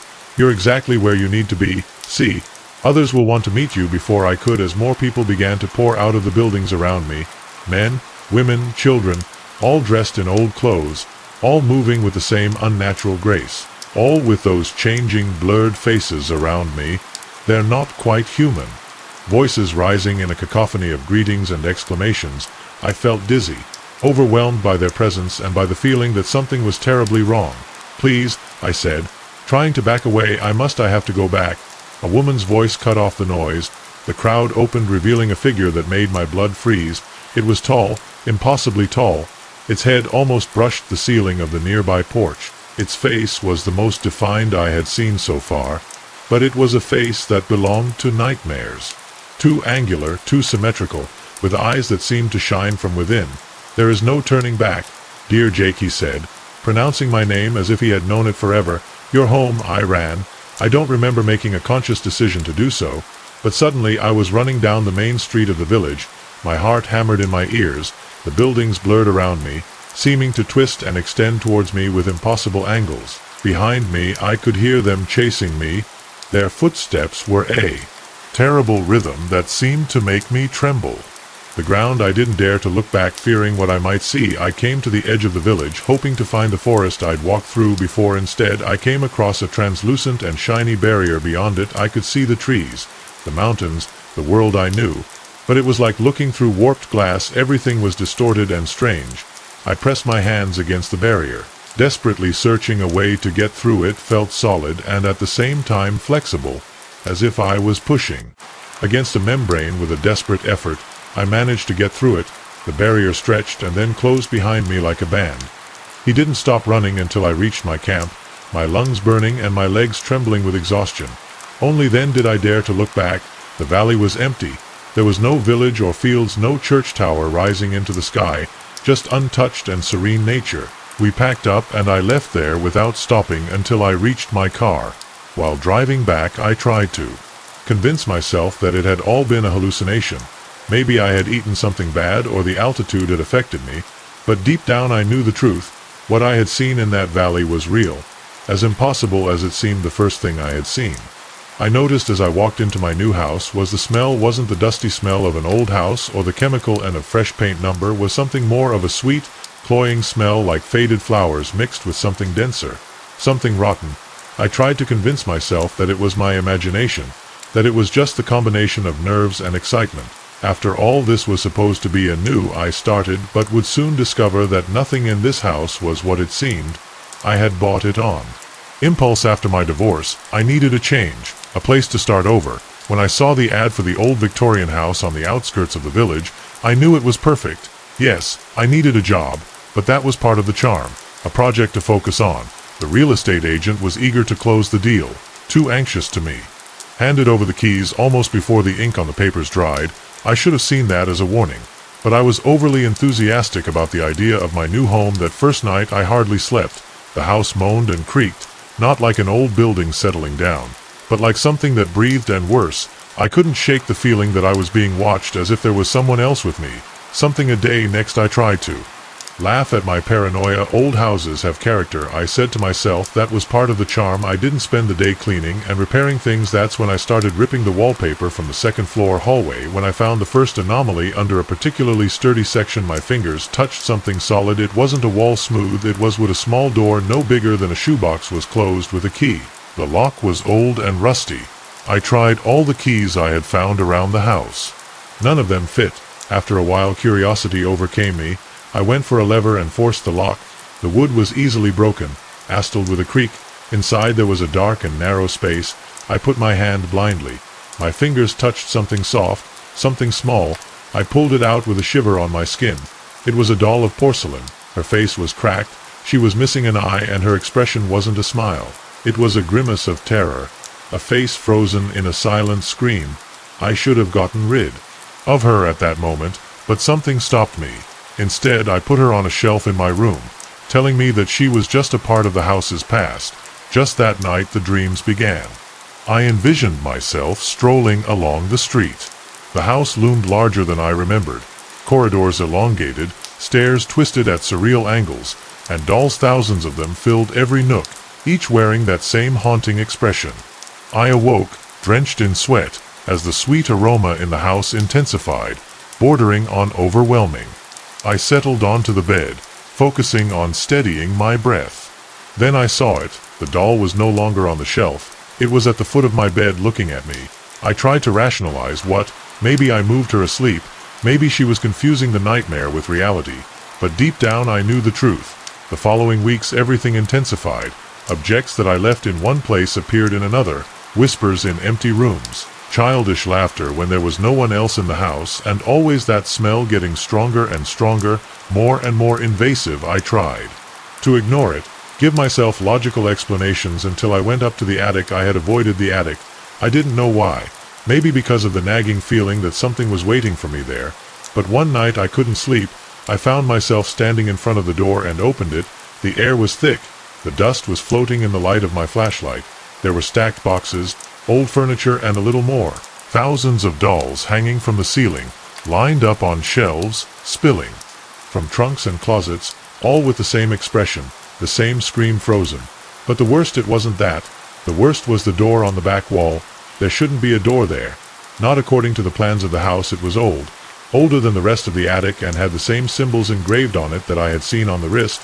My hand trembled when I touched the handle, but I turned it. The door opened to a small room. Inside there was a rocking chair moving smoothly as if someone had just gotten up. My flashlight illuminated the figure sitting on it. It wasn't a person. It was another doll. But this one was different. It was almost the size of a child, and she was smiling. A big smile. Too big, and then she opened her eyes. I don't remember much. After that, fragments of images running down the stairs, laughter around me, small hands grabbing my clothes. Somehow I came to the drive. non-stop until that I saw the sign of another state. I left everything behind, my clothes, my belongings, my attempt at a new life. Nothing mattered. I just needed to get out of there. It's been years. I never came back. I tried to move on, but some nights I smell that sweet scent, and in my dreams I still see the doll in the rocking chair, her eyes opening, waiting for me. I wonder what happened to the family who moved in after, if they found what I found, if the house decided to show itself to them, or if it's waiting for someone else, the right person, someone like me. So if you're looking for an old house and you see an offer too good to be true, don't take it. Some houses aren't looking for owners, they're looking for victims, and some doors, once opened, can never close again. The attic door creaked as it opened, releasing a cloud of dust that danced in the ray of afternoon light. I coughed, pushing the particles aside with my hand, and peered into the gloom among the usual clutter of forgotten belongings and family heirlooms. A worn-out leather book caught my attention, its pages yellowed by time. I lifted it carefully, feeling a chill run down my spine. I didn't know I was about to discover a family secret that would shake the foundations of my reality. My name is Emily, and I've always been curious. When my grandmother passed away, leaving me her old Victorian home, I saw it as an opportunity to explore my family's history. The house had been in our family for generations, passed from mother to daughter. It was a treasure trove of memories and untold stories. The attic was my last stop in my exploration of the home. I had been put off partly because of the dust. I'm allergic, and partly because of the attics of old houses have always given me chills, but my curiosity won. The book I found was a diary. Its leather cover, it still felt surprisingly soft despite its age. On the first page, with faded ink, was written a name: Elizabeth Blackwood, my great-great-grandmother. I settled on an old trunk, removing cobwebs from its cover, and began to read. At first it looked like a common diary of a woman from the end of the 19th century. Elizabeth was talking about her daily life, her husband, her children. But as the pages turned, the entries took a disturbing turn. The voices grew louder and louder. They whispered from the walls, from the floor. They know terrible things, and they want me to know, too. I felt a chill running through me. Was this a fictional story, or Elizabeth had suffered from some mental illness? But the following notes were detailed, too specific to be mere delusions. Today they showed me the truth behind the veil. This house is not just a house. It is a door, and we are its guardians. My hands trembled as she turned the pages. Elizabeth described rituals performed in the basement, sacrifices to keep the door closed. She mentioned creatures that defied reason, beings that existed beyond our world, but pressed against the thin barrier between realities. The house is hungry, must be fed, or it will lead the way, and if that happens, God help us. I slammed the book shut with my heart hammering in my chest. This must have been some kind of joke, a story that my great-great-grandmother had written for entertainment, but deep down I knew it wasn't. There had always been something strange about this house. The way the shadows seemed to move when you weren't looking directly at them. Whispers that you heard at night, too low to understand, but impossible to ignore. And last night I had seen a door in the wall of my room. A door that had never been there before. A door that at dawn had disappeared. Needed answers. During the next few days I devoured the diary, taking notes and trying to understand Elizabeth's writings. I described a ritual that had to be performed on each full moon. Specific elements were necessary. A knife was necessary.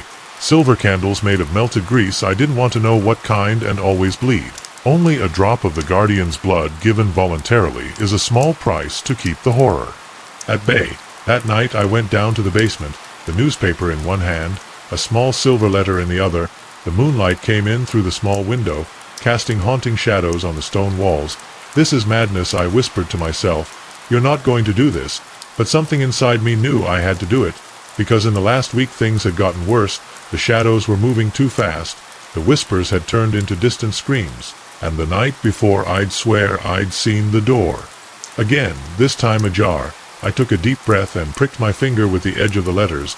A drop of blood fell to the floor. I waited. Nothing happened, at least at first, but after a few seconds I felt it. The house sighed like a satisfied beast, and the air that had been heavy cleared.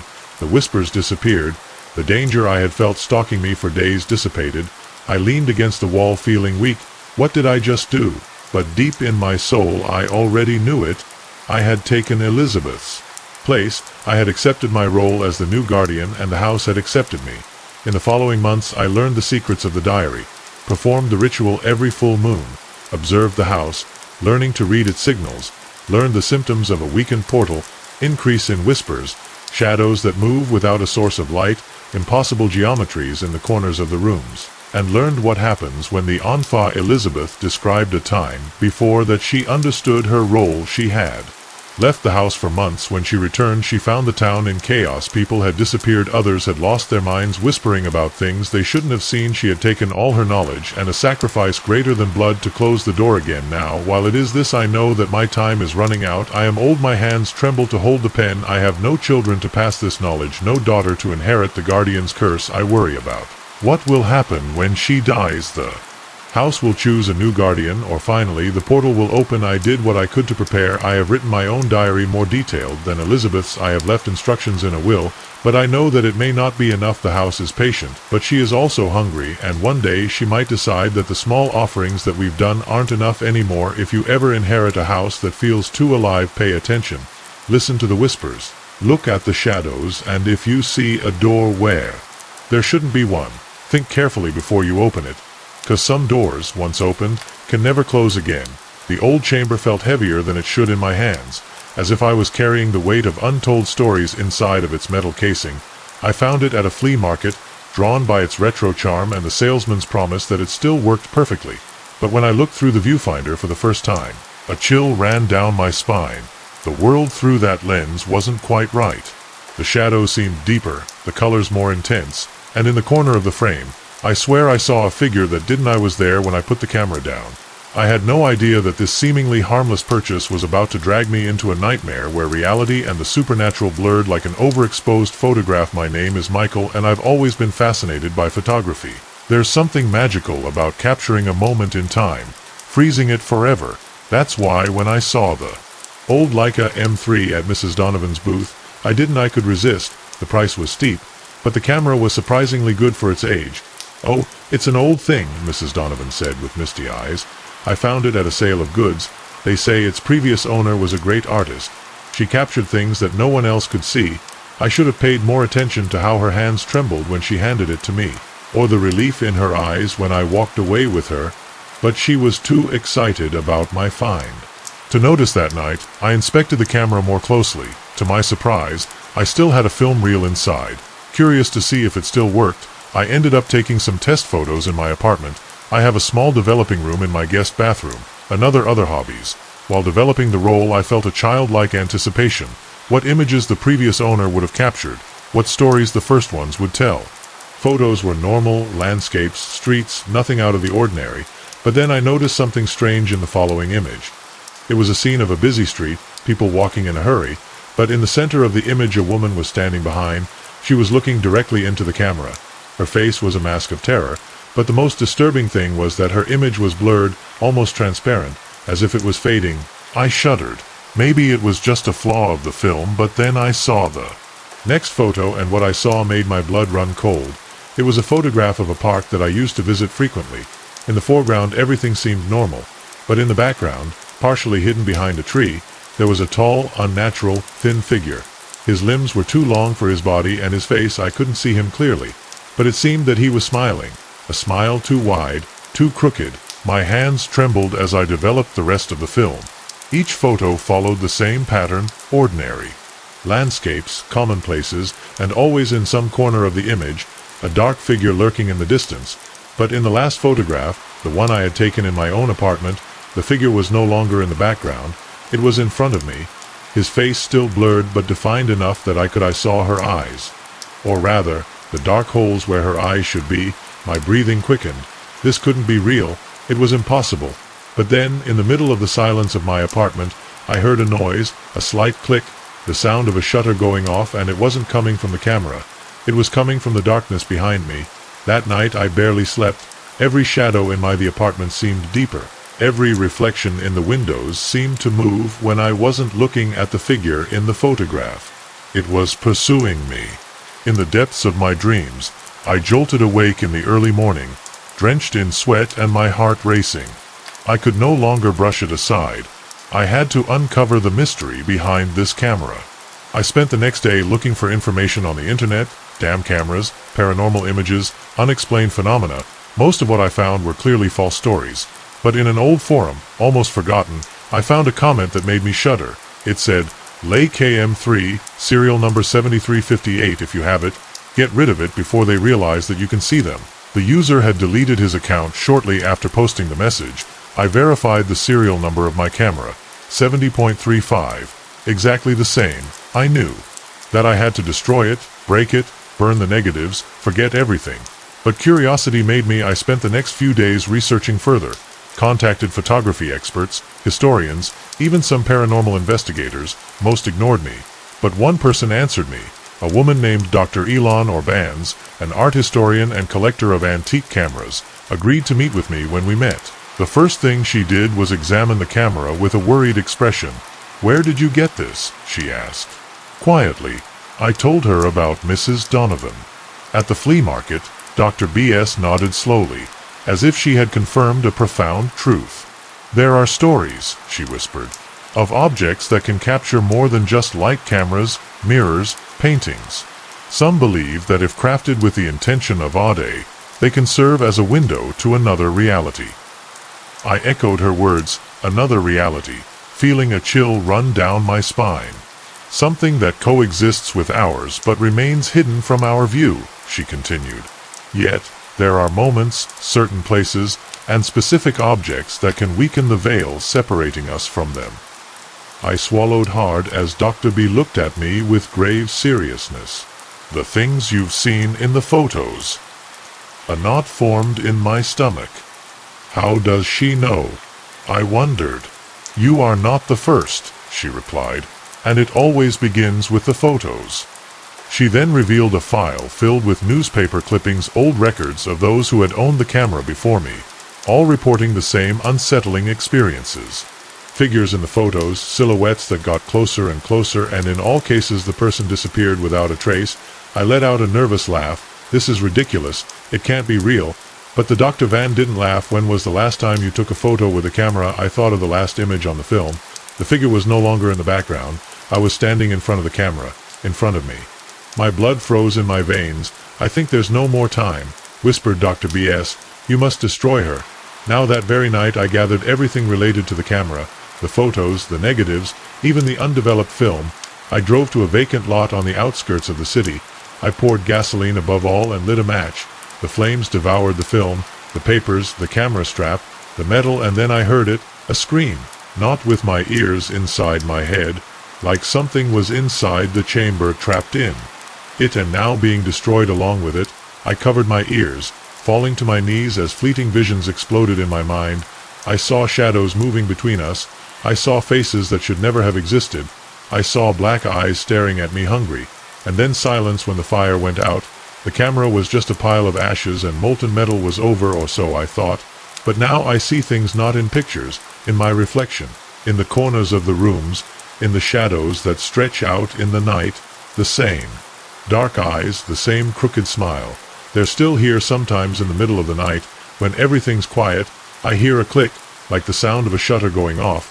But I don't have no camera, and then I wonder I'm still taking pictures, or am I the one being photographed? The sound of scratching in the attic was so faint at first that I almost convinced myself I was imagining it. But as the days went by it got louder, more insistent, as if something was trying to scratch its way out, or, worse, inward. I was telling myself it was just my name is Lisa, and I had always dreamed of owning a big, old house. So when I got a job in a small town upstate and found a beautiful Victorian house at a ridiculously low price, I didn't hesitate. Sure, I needed some repairs. That was precisely the allure that drew me in. I envisioned bringing it back to life gradually, uncovering its hidden treasures room by room. The initial weeks felt like a dream realized. I immersed myself in cleaning and making small adjustments, relishing the charm of the creaky floors and intricate moldings. The previous owners had left behind some furniture and trinkets that I intended to organize eventually. But for now, I was content to let the house unfold its secrets. It was around the end of the first month when I first heard the scratching. One night, while reading in bed, the sound captured my attention, soft and rhythmic, emanating from somewhere above me. I held my breath, listening intently, but it ceased as suddenly as it began. The following night, I heard it again, and the night after that too, always after dark, always when the house was at its quietest. I tried to dismiss it, To rationalize that old houses make noises, it's perfectly normal. Yet, the sound grew louder and more frequent. Sometimes I heard it during the day, a frantic scratch that made me run to the attic access with a flashlight. But every time I opened the trapdoor and lit the inside, there was nothing. No animal, no sign of life, only dust and old boxes left by the previous owners. I began to have trouble sleeping. Every creak, every groan of the wood made me sitting on the bed with my heart hammering. My dark circles under my eyes became more accentuated, and my co-workers began to ask me if I felt okay too. Months after I had moved, things escalated. One night, a thunderous bang in the attic woke me up suddenly. It sounded like something heavy had fallen. Gathering all my courage, I grabbed a BB bat and climbed the narrow stairs to investigate. The light of my flashlight ran piles of boxes and old furniture. At first everything seemed normal. But then my light fell on an overturned trunk. Its contents were scattered on the floor. Old clothes, yellowed papers, and something else that chilled my blood. It was an antique doll, and creepy lifelike. Its Selena face was cracked. It was missing an eye, but the one that was left seemed to stare at me. I cautiously approached, my skin bristly. As I examined it more closely, I noticed something clinging to her hand, a piece of old, brittle paper with trembling fingers. I peeled it off, and sepia showed a family posing in front of a house, my house, a man, a woman, and among them a girl holding the same doll lying at my feet. I turned the photo over. In the back, in a trembling writing, it said, "The Cooper 1897, Emily always loved that doll." A chill ran through my spine. Looked back at the wrist, and for a moment, only for a moment, I swore that it's one. I moved, focusing on me with an evil intent. I ran out of the attic, slamming the trapdoor behind me, and didn't stop until I was in my room with the door closed and all the lights on. That night I didn't sleep. Every shadow seemed to move. Every creak of the house sounded like footsteps. The next day, I decided to research the history of the house. I discovered that the Coopers were the original owners. They lived there happily until tragedy struck them. Their daughter Emily fell ill and died at age 8. The parents left soon after, unable to bear the memories, but the more I dug in, the more sinister the story became. There were rumors, whispers, that Emily did not simply die, but was the victim of a ritual gone wrong, that her parents, desperate to save her, had resorted to occult practices, and that in their attempt to hold on to their daughter they had unleashed something terrible. That night the scratches were stronger than ever. Yet this time, the sounds were not confined to the attic. They echoed from the walls, beneath the floor, permeating the entire house. Amidst the creaks and scratches, there was something else, an almost imperceptible sound. So faint it could have been a figment of my imagination. It was laughter, the laughter of children, mingling with whispers that drifted through the corridors like a chilling breeze. Overwhelmed, I swiftly packed my suitcase and hit the road, driving without a destination until I stumbled upon a hotel. That night, lying in a strange bed with the TV on just to fill the silence, I repeated to myself over and over again that I wouldn't come back, that I would put the house up for sale and forget everything. But while I was tossing and turning, I was in the bed. A feeling ate me inside. If I left without doing anything, what would happen to the person who bought the house after me with the next family? I would condemn them to suffer the same. After a sleepless night, I made a decision. I had to return. I had to face whatever it was that inhabited that house and put an end to it. I returned at dusk, armed with salt, holy water, and all the spiritual protections I could find. From the moment I walked through the door, I felt the difference. The house was silent, but not the normal silence of an empty house. It was an expectant silence, as if the house was holding its breath, watching me. I climbed the stairs, each step echoing in the darkness. When I opened the attic trapdoor, the air became icy. The bow escaped from my lips as I turned on the flashlight. The doll was still there, exactly where I had left it, but something had changed around it. Marks had appeared on the dusty ground. They weren't human footprints. They were small grooves, as if something had been moving, crawling. I swallowed and forced myself to speak. "Emily." My voice was barely a whisper, but it sounded loud in the stillness. "I know you're here. I know what happened. But it's time for you to rest." The air vibrated with an invisible energy. A gust of cold wind hit me, and suddenly there she was, an 8-year-old girl in an old-fashioned dress, standing next to the doll. Her skin was pale, almost translucent, her eyes sunken and full of something dark, something old. "You can't make me leave," she whispered. Her voice wasn't quite human. The air in the room became heavy, as if the house itself was holding its breath. She knew she had to act fast. She poured salt in a circle around the doll, and I began to pray in a low voice. I took out the holy water and sprinkled it on the doll. Emily screamed. The sound was inhuman, a scream that made the attic beams tremble. The doll shook violently on the ground. The objects around me began to fly through the air, but I did not stop, recite the words I had memorized, concentrating on the image of Emily as the girl that she had been, a sick, scared girl, clinging to what she could. Emily's figure, because of her image distortion, for an instant her expression changed. It was no longer fury that reflected her face, but fear. I have to stay. My mom told me to keep my doll. No, Emily, I said firmly. You don't have to stay anymore. You are not alone. You do not have to continue here for a moment. Everything was silent. Then, with one last whisper, her figure faded like mist in the sun. The doll collapsed on the ground, her only eye falling with a dry sound. The air in the attic was relieved, as if something heavy had been removed from the house. I knew, at that moment, Emily was gone. In the following days, let's make sure they had belonged to Emily. After that, the house changed. I no longer felt that oppression in the air, no longer heard laughter or scratches, just the normal sound of an old house settling down. Sometimes on quiet nights, I still hear the creaking of the planks in the attic, as if someone was walking gently around, and every now and then out of the corner of my I think I see a little girl in a white dress smiling before she fades away. But it doesn't scare me anymore, because I know that after more than a trapped century, Emily finally found peace, and this house, for the first time in a long time, is a real home. The first sign that something was very wrong was when my GPS started to speak in a language I didn't recognize. One moment the robotic voice told me to turn right, the next it emitted a torrent of guttural sounds that made my skin stand on end. I should have turned around in that moment. I should have recognized it as a warning, but I was tired, frustrated, and above all lost. I pressed on, navigating the winding country roads that seemed to envelop me entirely. It wasn't until my phone lost power and the last rays of sunlight faded that I grasped the gravity of my predicament. I'm Sarah. Known for my impeccable sense of direction, I'm the go-to person for friends when they're lost, effortlessly maneuvering through unfamiliar cities without a map.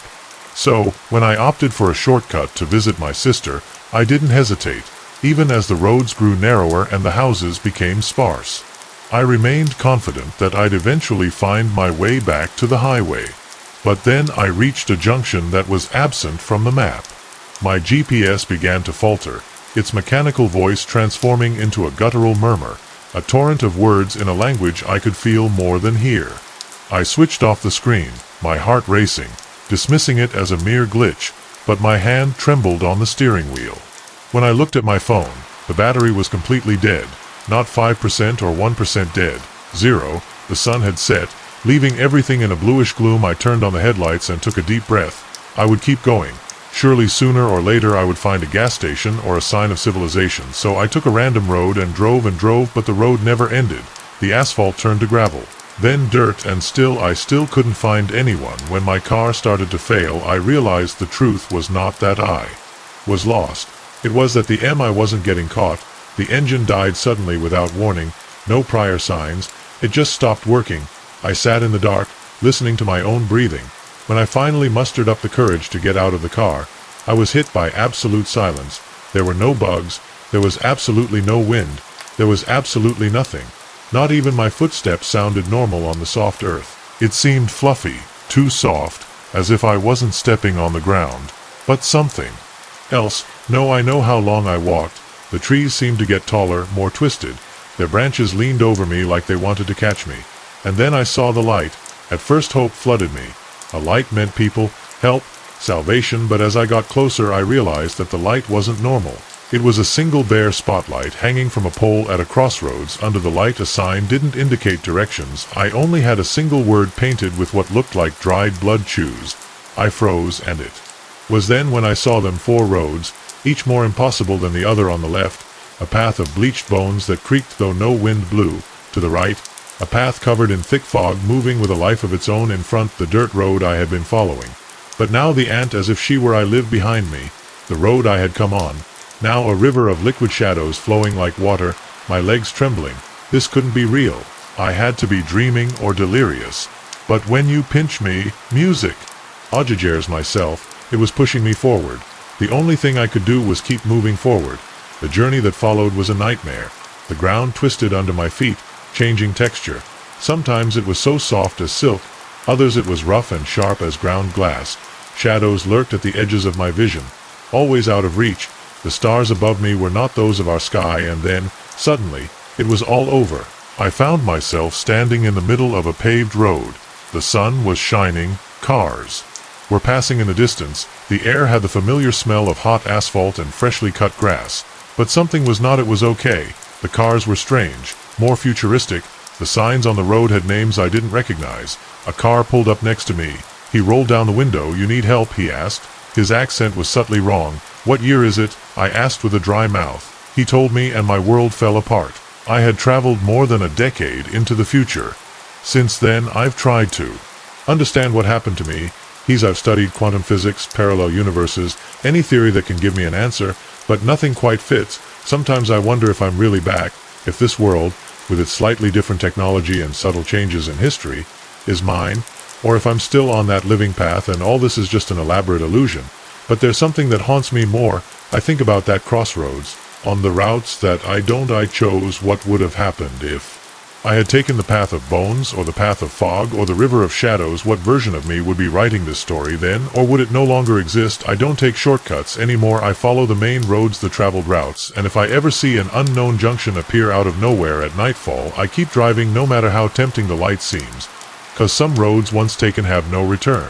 The GPS announced with its robotic and carefree tone, "You have arrived at your destination." But when I looked out the car window, my stomach sank. This could not be right. Instead of the charming bed and breakfast we had booked for our holiday, we found ourselves on the outskirts of a village that seemed frozen in time. The shop fronts were faded, the windows dark and unwelcoming. There was no traffic, there were no pedestrians, just an eerie silence that clung to the air like an invisible fog. "Dad, where are we?" asked my daughter Sarah from the back seat, her voice tinged with concern. I forced myself to smile, trying to hide my own uneasiness. "Just a little detour, darling. Sure, we found our way soon," my wife Lisa gave me a skeptical look. She knew me too well to believe me. "Maybe we should give the back," he whispered. "This doesn't feel right." But something inside me pushed me to keep going. Maybe it was pride.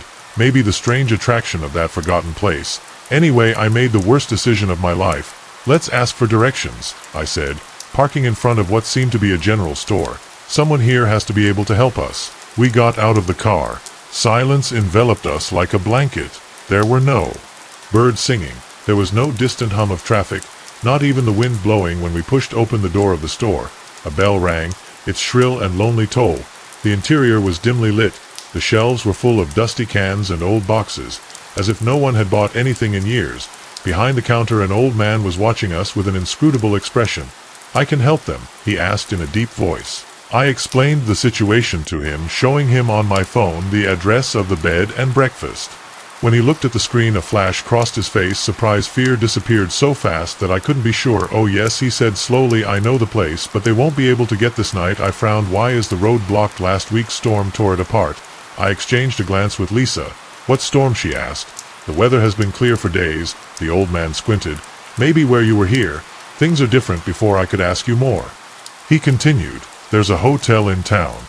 It's the only place you'll be able to stay tonight. 2 streets down." It is not lost. Its tone did not invite discussion. We did not have many options. It was already getting dark, and the children were tired from the long journey. We thanked the old man, and we went out. The bell jingled behind us, its sound out of tune with the silence outside. The hotel was impossible to ignore, an imposing Victorian building with peeling paint and dark windows. As we approached, I would swear I saw a curtain move on the upper floor, but when I looked again, everything was still. The lobby was old, with faded floral wallpaper and dusty antique furniture behind the counter. A thin, pale woman, so boral she laid her fingers on the wood with an irregular rhythm. "We need a room for the night," I said, keeping my voice steady. The woman smiled, or at least tried to smile. The gesture looked forced. "Of course," she said. "We were waiting for them." A shiver ran down my spine. Waiting for us? But the woman just waved a hand nonchalantly. "Oh, you know, we always expect visitors in a town like this. Not many come.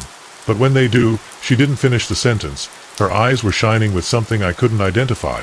She handed us a metal key, not an electronic card. A heavy antique key. We headed to the 3rd floor, going up a creaky staircase. The hallway was dim. The wallpaper torn in some parts, our room was spacious but suffocating. The curtains were thick, a dull burgundy color. The dark wood furniture seemed to absorb the little light coming in. Sarah and Tommy huddled together on one of the beds. They were no longer excited about the adventure. Lisa tried to reassure them. "It's only for one night," she said. But her voice didn't sound convincing that night. The sounds kept us awake, footsteps in the hallway. But they never passed through our door. Whispers, always on the verge of being understood. A long, low groan seemed to come from the walls themselves. When dawn broke, we were ready to stretch out, packed our things hastily, and went downstairs. But when we left the hotel, we stood still. The town had changed. The shops were no longer deserted. The streets were full of activity. People in strangely old-fashioned clothes were walking along the sidewalks. A carriage rattled down the street. "Dad, is a festival?" Sarah asked, her voice trembling. I shook my head speechlessly. This was not a celebration. We had entered in another time. We ran back to the store. The old man was still there, exactly the same as the day before. "What's going on?" I sued. "What is this place?" The man looked at us calmly, as if this was happening all the time. "This is Millhaven," he said simply, "and now it's his home." Lisa turned pale. No, it's our home. "We have to go," the old man sighed. "Nobody leaves Millhaven. They can't really try. But they'll always come back." We didn't believe him. We ran to the car. I started the engine and stepped on the accelerator. As we pulled away, I glanced in the rearview mirror. The residents of Millhaven didn't pursue us. They simply observed, as if they held a secret we were yet to uncover. We journeyed for hours on end, but as darkness enveloped us, it became clear that we had erred in our choice of distance. I saw lights. "A small village. We'll stop here," I said, exhausted. But as we got closer, a sense of dread came over the shops, the streets. The hotel was the same. We had returned Millhaven. The old man's words echoed in my head. "No one leaves Millhaven, not really." And I understood the truth. We couldn't escape anymore, because Millhaven would never let us go. The first rays of dawn filtered their light through the canopy of the forest, projecting haunting shadows on the leafy ground. When I unzipped my tent, a shiver ran down my spine. And not because of the morning chill. Something was wrong. The forest that had seemed familiar and welcoming the night before now felt alien, threatening, and there, carved into the bark of the nearest tree, was a symbol I had never seen before, intricate, disturbing, and certainly freshly made. Always I had been a lonely person, finding more comfort in the tranquility of nature than in the presence of other people. That's why solo excursions were my escape, my way of disconnecting from the world. This particular trip was a week-long tour of one of the most remote areas of the national forest, without cell signal, without other campers, just me and nature. The first 2 days were perfect. I went deep in the thicket, setting up my camp in a small clearing by a bubbling stream. Solitude was just what I needed. But now, looking at that symbol on the tree, all sense of peace had vanished. I approached cautiously, running my fingers over the edges of the mark. The wood was fresh, damp, still from the cut. Someone had been here while mine. A snap of branches made me spin dry, with the heart beating wildly. The forest that until now had seemed serene to me seemed to be full of hidden threats. I forced myself to take a deep breath. It was probably just an animal, or perhaps another hiker who had passed by here at night. But when my eyes swept over the clearing, the sense of danger intensified. The symbol wasn't just in one tree. It was in all of them. Every trunk around my camp had the same mark, forming a perfect circle around my tent. Panic coiled around my chest like a knot of thorns. This was no coincidence. Someone or something had been here while I slept, and had done so in absolute silence. I rushed back to my tent, rummaging through my things with trembling hands. I pulled out my map and compass, desperate to chart the quickest route back to civilization. But when we deploy hypnotic, a guttural chant that seemed to come from all directions at once. I didn't understand the words, but the cadence was ancient, inhuman. My legs moved before I could think about it. I ran without worrying about the direction. I just knew I had to get out of that clearing. The trees flashed past me in blurred flashes, their shadows long like fingers, trying to catch me. But the song followed me. No matter how much I ran, I was always close. The branches scratched my face and arms, the cold air cut my lungs, but I didn't stop. I ran until the forest suddenly opened, and I found myself on the shore of a lake. The water was calm, reflecting the pale gray sky, and then I saw it, not in the forest, not in the water, in the reflection. Dozens of figures standing among the trees on my backs, tall, dressed in robes made of bark and leaves, their faces hidden behind masks carved with the same symbol I had seen in the trees. My breath stopped. I didn't want to turn around. I knew what I would see, but something in me needed to confirm the nightmare. I turned around. The shore was empty. There was no one there. But in the reflection of the lake, they were still standing looking at me, waiting for me. A shiver ran through my whole body. Then a voice came from nowhere, raspy, old as the roots of the trees. Son of the outside world, you have crossed into our domain. I could not speak. I could not breathe. The forest was alive, whispering around me. The jungle has spoken. The forest I chose, I said. The forest. Take the voices overlapping those phrases like a mantra. Then I saw something worse. The figures in the reflection were approaching without moving, my feet sliding towards me little by little until one of them, he was close enough for me to see what was behind his mask. Nothing. A void, an abyss of shadows and twisted undergrowth, and I knew what they wanted. They wanted to fill me with it. The first figure raised a hand. His skin was not skin. It was Cortez, alive, writhing and growing in spirals, and before I could react he touched my forehead with a knotty finger. Everything turned black when I woke up. I was by the side of the road. The sun was starting to rise. My clothes were dry, my map intact. For a moment, I thought it had all been a nightmare, but when I looked down at my wrist I saw it, a little symbol etched into my skin, pulsing as if I were alive.